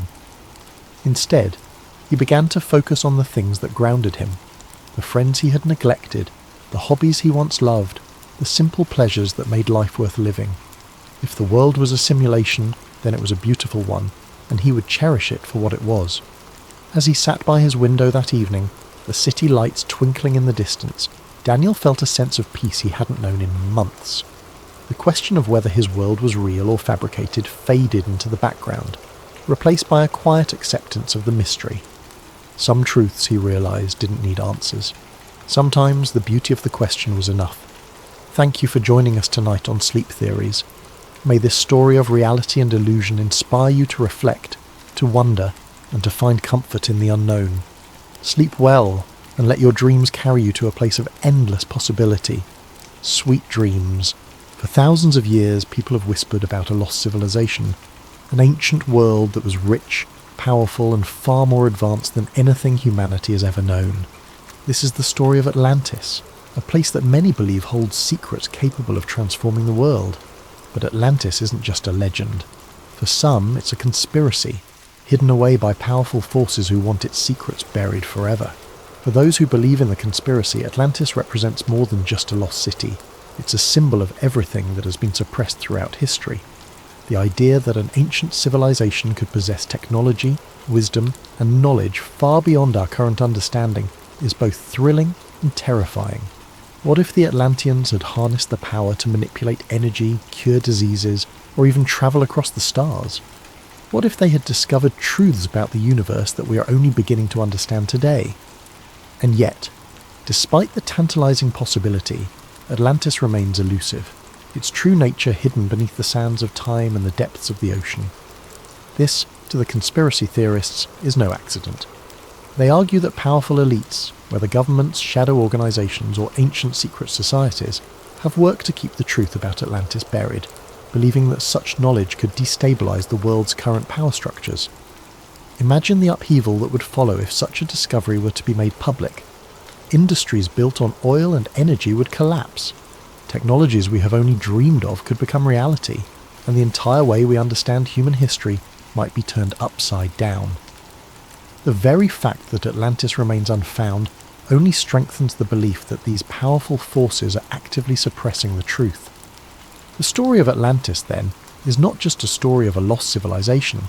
It is a story of control, of how those who hold power might go to extreme lengths to prevent the masses from uncovering a truth that could change everything. The conspiracy doesn't just suggest that Atlantis was a real place.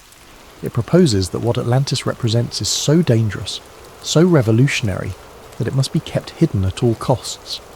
The story of Atlantis begins with the ancient Greek philosopher Plato, who around 360 BC wrote about an extraordinary civilization that existed 9,000 years before his time.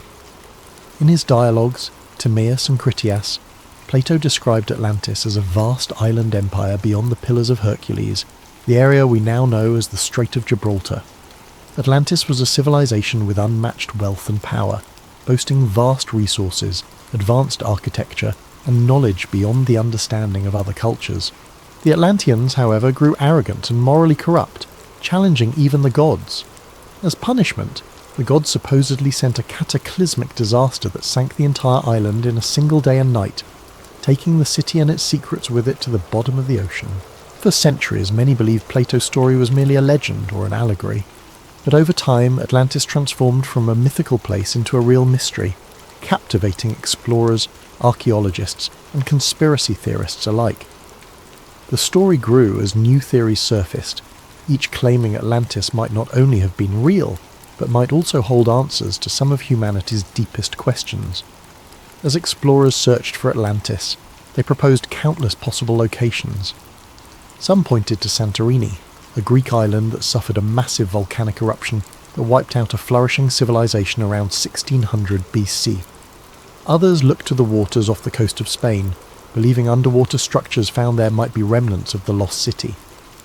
There were even more far-flung theories that placed Atlantis in South America, under Antarctica's ice, or in the Sahara Desert, where a strange ring-like structure known as the Richat structure, nicknamed the Eye of the Sahara, resembles Plato's description of concentric rings in the city's design.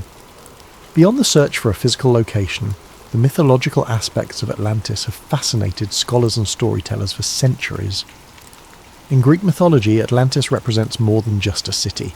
It's a symbol of humanity's reach for greatness and the tragic downfall that often accompanies it. Plato's account of Atlantis wasn't just about an advanced civilization. It was a tale of ambition, power, and ultimately, divine retribution. In his dialogues, Plato presents Atlantis as a place blessed by the gods, particularly Poseidon, the god of the sea. According to legend, Poseidon created Atlantis by carving an island for his beloved mortal wife, Cleito. They had 5 sets of twin sons who became the kings of the island, dividing it into 10 distinct kingdoms. The Atlantean kings ruled over the people and were initially just, wise, and aligned with the virtues Poseidon embodied: balance, power, and respect for nature. However, over generations, the Atlanteans began to drift from these virtues, becoming increasingly greedy, corrupt, and hungry for domination. Their once harmonious society fell victim to excess, losing touch with their divine origins. This moral decline is crucial to understanding Atlantis as a myth. The Atlanteans' downfall wasn't merely a result of natural disaster, but was symbolic of divine punishment. In the ancient world, myths often served as warnings, teaching that pride and moral corruption would invite the wrath of the gods.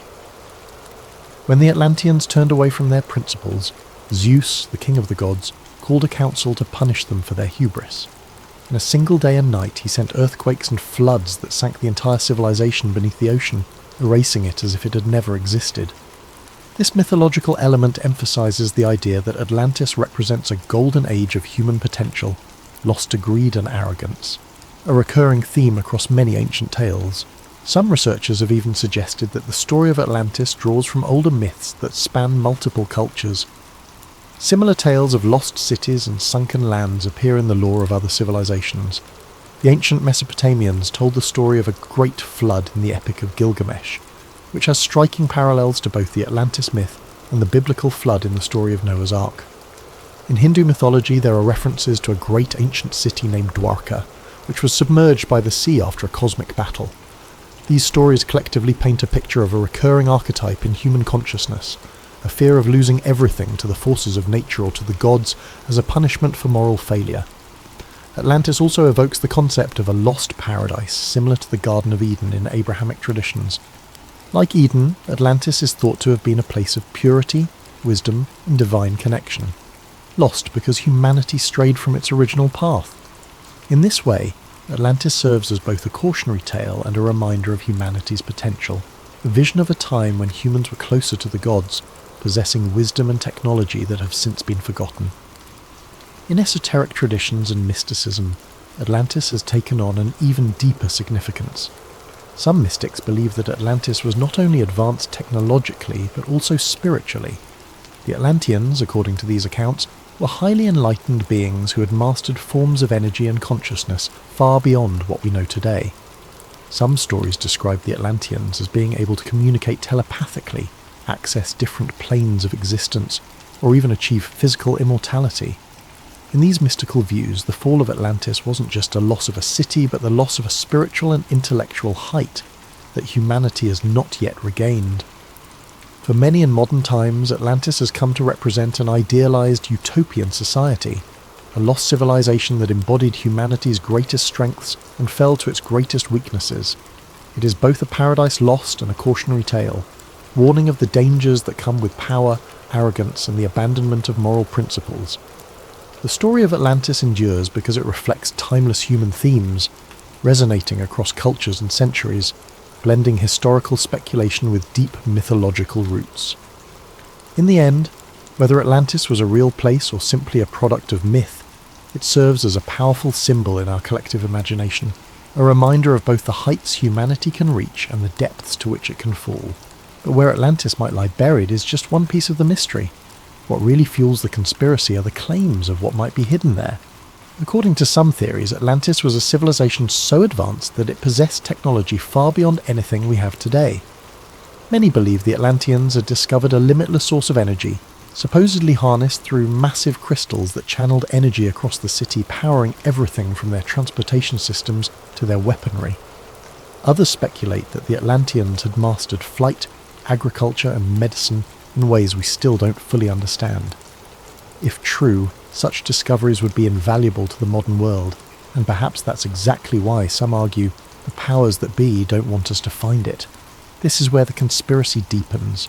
According to theorists, there are powerful groups, governments, corporations, even religious institutions that know the truth about Atlantis and have been actively working to keep it hidden. Why? Because if Atlantis' secrets were uncovered, they could threaten the global power structure as we know it. Imagine what would happen if an ancient sustainable energy source were discovered, one that could replace fossil fuels overnight. Entire industries would collapse, and the world's economic order would be thrown into chaos. Some say that big energy companies, particularly those in oil and gas, would do anything to keep such a technology from ever seeing the light of day. The conspiracy stretches beyond just governments and corporations. Some even believe that religious organizations, particularly the Vatican, might be involved. Throughout history, the Church has guarded countless ancient texts and artifacts, many of which remain locked away from the public. Conspiracy theorists argue that the Vatican might be hiding documents that contain details of Atlantis' history or even instructions on how to harness its technology. If Atlantis existed and held advanced knowledge, it would call into question our current understanding of human history, evolution, and ancient civilizations. It might suggest that humanity's origins are far older and more complex than we think, perhaps even influenced by extraterrestrial beings. Yes, extraterrestrials. Another popular theory in the Atlantis conspiracy suggests that the Atlanteans were either in contact with aliens or might even have been extraterrestrials themselves. Proponents of this idea point to ancient legends from around the world, which tell of gods descending from the sky, bringing advanced knowledge to early human civilizations. Some conspiracy theorists believe that these gods were actually aliens who shared their technology with the Atlanteans. This theory ties into the broader ancient astronaut hypothesis, which claims that extraterrestrials have influenced human development throughout history. If this theory holds any truth, then Atlantis wasn't just an advanced city, it was a bridge between humans and otherworldly beings. But every time researchers get close to finding concrete evidence, something strange seems to happen. Some claim that underwater expeditions have mysteriously lost funding, that valuable documents have disappeared, or that independent researchers have been silenced. There are rumours of researchers who came too close to finding Atlantis suddenly facing threats, lawsuits, or even accidents. To conspiracy theorists, these stories aren't coincidences. They're proof of a deliberate effort to bury the truth. And while no one has officially confirmed the existence of Atlantis, modern technology has fueled new searches. Satellite imagery, underwater drones, and ground-penetrating radar are revealing more about Earth's hidden landscapes than ever before. Some claim that ancient structures on the ocean floor could be remnants of Atlantis, though these findings remain unproven. Still, every new discovery seems to bring more questions than answers. So, was Atlantis a real place? An advanced civilization that perished overnight, taking secrets of unimaginable power to the ocean floor? Or is it simply a myth? A story crafted by Plato to warn of the dangers of pride and hubris? For those who believe in the conspiracy, Atlantis is more than a cautionary tale. It's a hidden chapter in human history, one that's been intentionally erased. And the fact that we haven't found it yet doesn't discourage them. It only deepens their conviction that powerful forces want to keep Atlantis' secrets buried forever. Whether Atlantis is waiting to be discovered under the waves or forever lost to history, its legend endures. And as long as there are those who believe in its secrets, the hunt for Atlantis and the conspiracy theories surrounding it will continue. But perhaps what keeps the legend of Atlantis alive isn't just the mystery of whether it existed, it's the tantalizing hope of what it represents. Atlantis stirs something deep in the human psyche, a fascination with lost knowledge, untapped potential, and the possibility of an ancient civilization whose achievements could still reshape our understanding of the world today. For believers, Atlantis is not just a piece of ancient history, but a blueprint for humanity's potential, a lost paradise that, if found, could open doors to discoveries beyond our wildest dreams. Some conspiracy theorists even suggest that Atlantis' secrets could include revolutionary technologies that we have yet to rediscover, like the ability to harness limitless energy, profound medical knowledge that could extend human life, and scientific principles that could explain phenomena still unexplored. These theories weave Atlantis into modern discussions of everything from quantum mechanics to alternative energy sources, implying that a trove of Atlantean wisdom might lie buried beneath the waves, capable of catapulting humanity into a new golden age. If only it could be unearthed. And yet, for as many who yearn to find Atlantis, there are those who believe that powerful entities have gone to great lengths to keep it hidden. They argue that governments, secret societies, and powerful corporations have suppressed evidence of Atlantis to maintain control. To these believers, it's no coincidence that promising discoveries vanish, or that funding for Atlantis research is mysteriously pulled. They believe that a world order dependent on fossil fuels, financial hierarchies, and centralized power would have everything to lose if Atlantis, and the technologies it may have possessed, were ever uncovered. Even more mystically inclined theorists claim that Atlantis holds keys to spiritual truths and enlightenment, suggesting that the Atlanteans had access to higher levels of consciousness, or even contact with celestial beings. Some argue that Atlantis was a civilization that bridged humanity and the divine, with its knowledge guiding humans to higher planes of existence, until that knowledge was lost, either through human folly or deliberate erasure. For these believers, rediscovering Atlantis could mean reclaiming a path towards spiritual awakening, allowing humans to reconnect with an ancient divine understanding of the universe and our place within it. So as modern technology improves and underwater exploration pushes into new frontiers, the question remains, will we ever uncover the secrets of Atlantis? Is it possible that sonar scans or satellite imagery might someday reveal a submerged city, finally proving Atlantis was real? Or will it remain forever shrouded in mystery, protected by the ocean's depths and the weight of millennia? Perhaps it's this very elusiveness that keeps Atlantis alive in our imaginations. It's a riddle without an answer, a dream that remains tantalizingly out of reach. And as long as Atlantis remains unfound, its legend will continue to captivate, a story of both human aspiration and the dangers of ambition. So whether or not Atlantis truly lies beneath the waves, one thing is certain: as long as there are those who believe in its secrets, the hunt for Atlantis and the mysteries it promises will never end. Ethan didn't remember a time in his life when he didn't feel out of place. Growing up, he was the quiet kid, the one who sat in the corner of the classroom with his nose buried in a book or staring out the window, wondering if there was something more beyond the confines of the world he knew.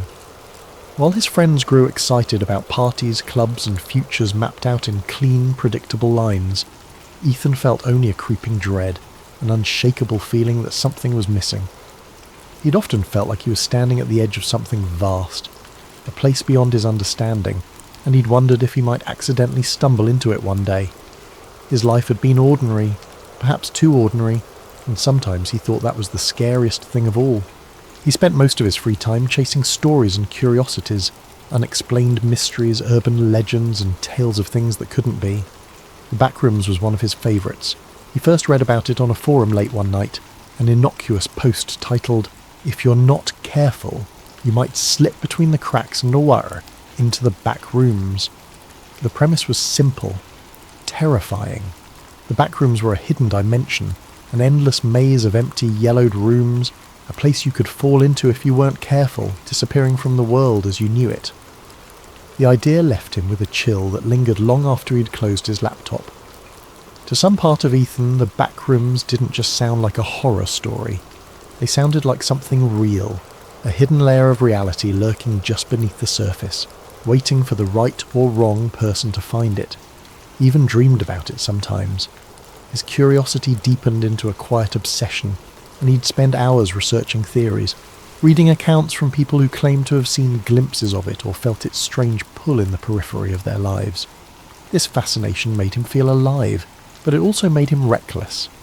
He began to wonder what it would feel like to slip between the cracks himself, to see if a place like the Backrooms could really exist. He'd explore abandoned buildings on weekends, walk the quiet, empty halls of his university late at night, always searching for something just out of reach. It became his ritual, a strange comfort that filled the gap he couldn't explain, that constant need to find something beyond the mundane. It was a normal Thursday afternoon, and Ethan was on his way home from a late night of studying in the library. He was tired, his head aching from hours of staring at his laptop screen. His thoughts were muddled as he waited for the elevator to take him down to the parking lot. When the doors finally slid open, he stepped inside, pressed the button for the ground floor and closed his eyes, leaning against the wall for a moment. That was when it happened.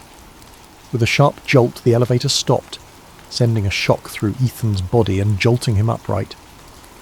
He opened his eyes, blinking in confusion, but there were no lights, no numbers indicating what floor he was on. Only a dim, sickly yellow glow filtered through the tiny window in the elevator door. Confused, he pressed the door open button, hoping to see something familiar. The doors shuddered open with a creak, revealing a room, not the parking lot, not even the dimly lit hallway of his university building. Just an empty room with faded, peeling wallpaper and harsh fluorescent lights buzzing overhead. Ethan hesitated, peering out into the strange expanse. The wallpaper was an ugly, sickly yellow, dotted with tiny, unrecognisable stains, and the floor was covered in cheap industrial-grade carpet that looked damp in places. The hum of the lights seemed louder out here, a grating drone that wormed its way into his skull. He felt his stomach churn, a deep primal unease settling over him. Taking a deep breath, he stepped out of the elevator. The doors closed behind him with a loud clang, but when he turned around, the elevator was gone. Nothing but an empty wall stood where it had been. Panic started to creep in as he took a step back, then another. This can't be real, he whispered to himself. His voice sounded strange, swallowed by the space around him. He turned, looking around, but all he could see was a vast stretch of identical yellow-tinted rooms. There was no end in sight, only more walls, more corners leading into more of the same. He tried calling out, his voice echoing faintly, swallowed by the relentless hum of the lights. "Hello? Is anyone here?" Silence answered him, thick and oppressive. With no other option, he started to walk, hoping that if he went far enough he'd find an exit, or at least someone who could explain this bizarre place. His footsteps were muffled by the carpet, and the further he walked, the more the rooms seemed to blend together. Every corner, every turn looked exactly the same, an endless maze of empty, deserted spaces. After what felt like hours of wandering, Ethan's initial fear dulled into a kind of numb desperation. He began to feel disoriented, the sameness of the place eating away at his sense of time and direction. His throat felt dry, and he realised he hadn't seen any signs of water, food, or even another living soul. Just endless rooms and the nauseating stench of stale air. Then he saw it. A shadow, flickering just beyond the edge of his vision, barely noticeable against the yellow walls. He froze, his heart pounding. The shadow was moving. "Hello," he called out again, his voice cracking. "Is someone there?" The shadow darted out of view, slipping around a corner before he could get a good look at it. His instinct was to run, to get as far away from that shadow as possible, but something compelled him forward. A morbid curiosity mingled with the faint hope of finding another human being in this nightmare. He crept forward, rounding the corner, but the shadow was gone. He continued down the hallway, the humming lights above creating a strange hypnotic rhythm that made his thoughts feel hazy and slow. Just as he was about to turn back, he heard a sound. It was faint, almost like a soft shuffling, as if something was dragging across the carpet. He held his breath, his heart hammering as he strained to hear. The sound grew louder, closer, until he could make out a strange, uneven rhythm, as though whatever was moving didn't have the same number of limbs as he did. He turned to face the direction of the noise, his eyes wide with terror. Emerging from around a corner was a figure, tall and impossibly thin, with limbs that seemed too long, too stretched, as though they'd been pulled like taffy.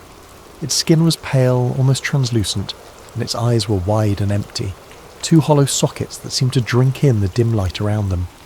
Its mouth stretched into a grotesque, gaping grin, filled with rows of needle-like teeth. Ethan stumbled back, his hand flying to his mouth to stifle a scream. The creature tilted its head, studying him with an unnervingly calm curiosity, as if it were examining a particularly interesting bug. Then, slowly, it began to move forward, each step deliberate and unnatural, its joints bending at impossible angles. Paralysed by fear, Ethan's mind screamed at him to run, but his legs felt like lead. The creature was only a few feet away now, its twisted form looming over him, filling the space with an overwhelming sense of dread. Finally, his survival instincts kicked in, and he spun on his heel, sprinting back the way he'd come. He could hear it behind him, that terrible shuffling sound as it followed, closing in with an eerie persistence.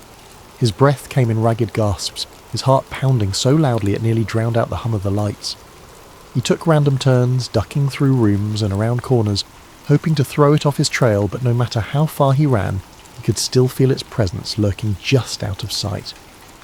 As he rounded another corner, he stumbled into a different room. This one was larger than the others, with a ceiling that seemed to stretch up impossibly high, vanishing into darkness.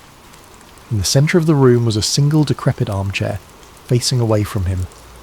He was too tired to question it, his legs shaking as he collapsed against the wall, breathing heavily. For a moment he allowed himself to hope that he had finally lost the creature. But then a voice, a low, raspy whisper, filled the room, coming from somewhere near the armchair. "Why? Did you come here?" Ethan's heart skipped a beat.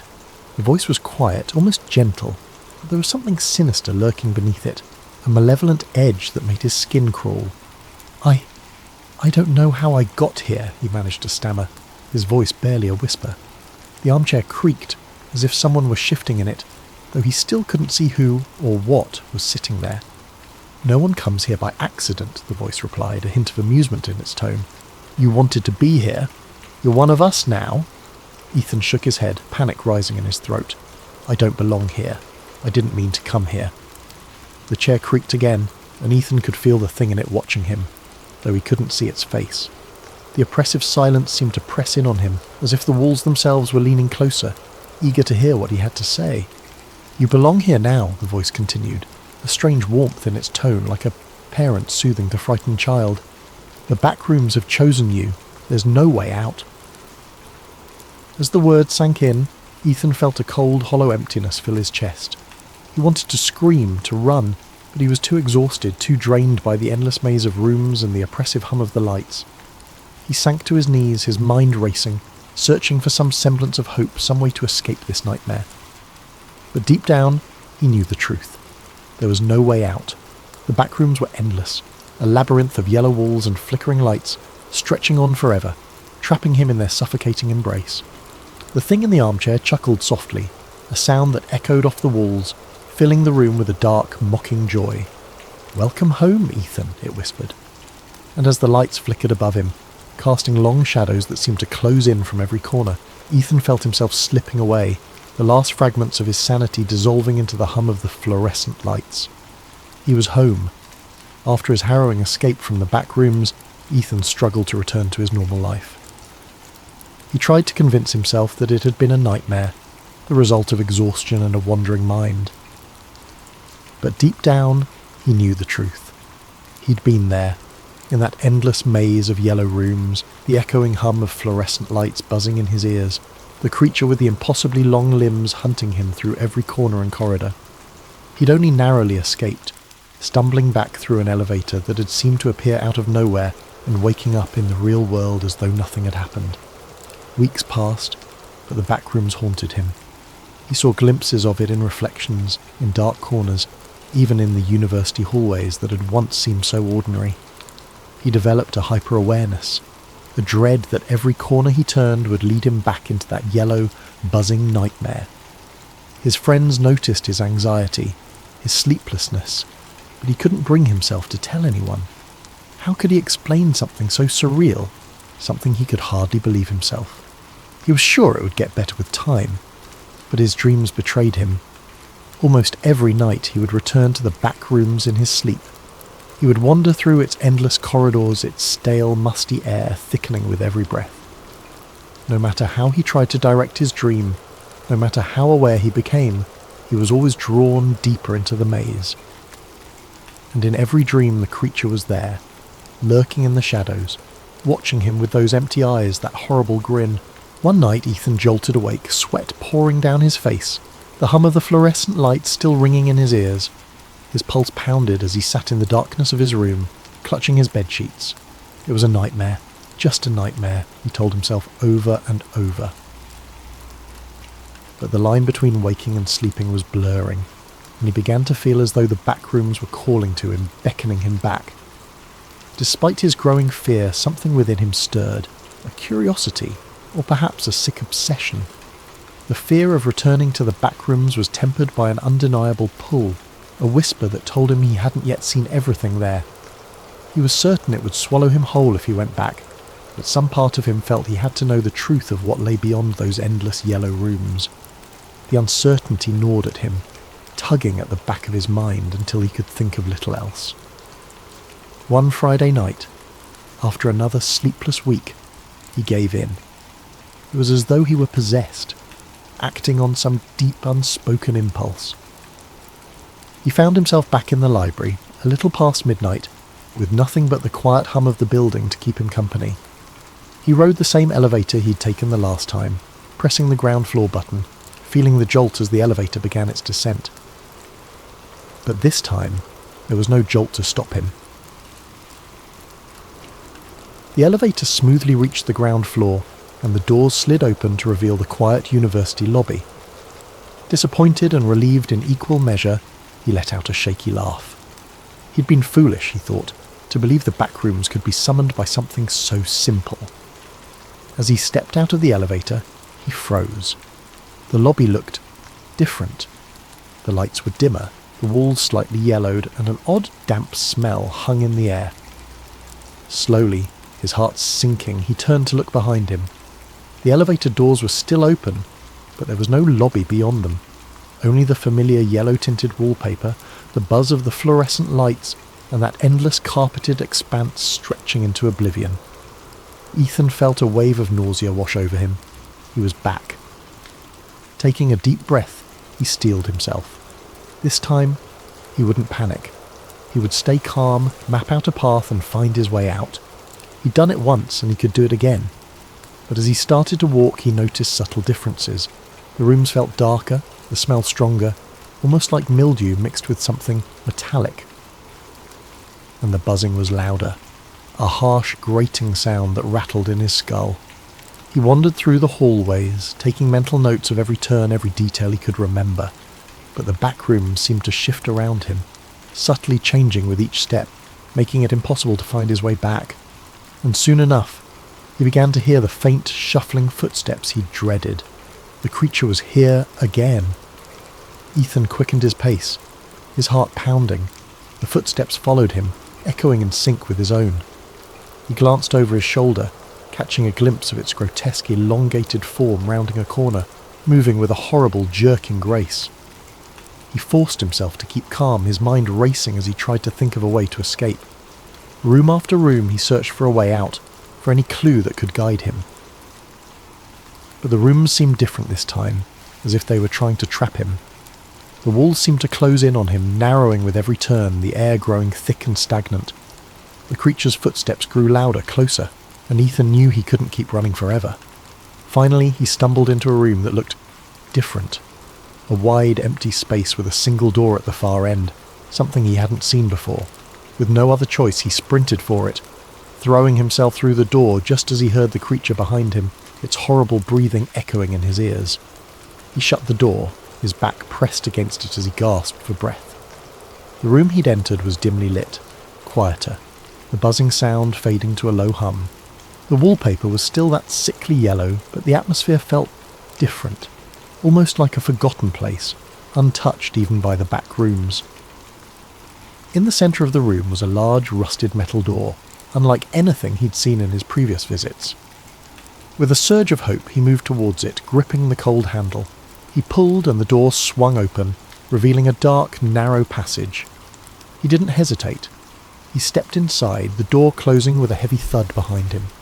The passage stretched on, the air growing colder, the walls narrowing until he could barely fit through. He squeezed his way down the hallway, his hands brushing against rough, uneven walls, and as he moved he noticed something strange. The buzzing of the fluorescent lights was gone, replaced by an eerie silence. broken only by the faint drip of water echoing somewhere in the distance. He kept moving forward, the passage twisting and turning in unpredictable ways. The deeper he went, the darker it became, until he was stumbling blindly, feeling his way along the walls. His sense of direction was gone. He was deep within the back rooms, deeper than he'd ever been before, in a place that felt hidden, even from the horrors he'd already encountered. Finally, he saw a faint glimmer of light ahead. Desperate, he hurried toward it, his heart racing with hope. As he reached the end of the passage, he found himself standing before another door, this one old and weathered, with strange symbols etched into the wood. With trembling hands he opened it, stepping through into his room, his own bedroom, dimly lit by the first light of dawn. Ethan stared in disbelief, feeling the familiar softness of his carpet beneath his feet, the quiet hum of the city outside his window. He was home, truly home. He took a deep breath, his heart finally beginning to slow. For a long moment, he simply stood there, letting the reality of his escape wash over him. The back rooms had let him go. Somehow, he'd finally escaped. But as he sank onto his bed, exhausted, he couldn't shake the feeling that the back rooms were still with him, lurking in the shadows of his mind. The buzzing of the fluorescent lights, the stale smell, the creature's hollow eyes, all of it haunted him, a presence he could feel even in the safety of his room. And then he realised with a shiver that the room felt colder than usual. A subtle, creeping chill filled the air, seeping through the walls, brushing against his skin like fingers trailing ice. His breath fogged in the dim light, something that had never happened before in his cosy apartment. It was as though the warmth and safety he'd known here had been drained, replaced with the oppressive, stagnant atmosphere he'd left behind. Ethan sat up, glancing around. Everything looked normal. The posters on his walls, his desk cluttered with notes, the blanket he'd thrown carelessly to the side. But the silence was deafening. Outside his window, the familiar city sounds were gone, replaced by a dead, heavy stillness. He reached for his phone to check the time, but the screen remained blank, lifeless. His heart began to race as he tapped the screen over and over, but the device was unresponsive, a dark mirror reflecting his own fearful expression. Slowly, he became aware of a faint, almost imperceptible sound, a noise he'd tried so hard to forget. The low, ominous hum of fluorescent lights. It was faint at first, a murmur on the edge of his hearing, but as he listened it grew louder, filling the room with that same mind-numbing buzz. Ethan stood up, gripping his bedpost for support as he scanned his surroundings. The walls of his room seemed to shift subtly, the wallpaper taking on a yellow tint, faded and stained, as if something had leached the colour out of it. The air thickened, that familiar smell of mildew creeping in, the metallic tang that clung to his senses. His stomach twisted with a dawning, sick realisation. "No," he whispered, his voice trembling. "No, I got out. But the room only continued to change, morphing around him. His bed stretched longer, the carpet rippled into endless patches, the door faded from view, leaving nothing but an expanse of yellowed walls and buzzing lights. The familiar furnishings of his room vanished entirely, swallowed by the sickly expanse. As he backed up, his foot collided with something soft yet solid, a familiar thick patch of carpet. His heart dropped, and he turned, dread curling in his stomach. The backrooms had found him again, and this time, he feared, it would never let him go.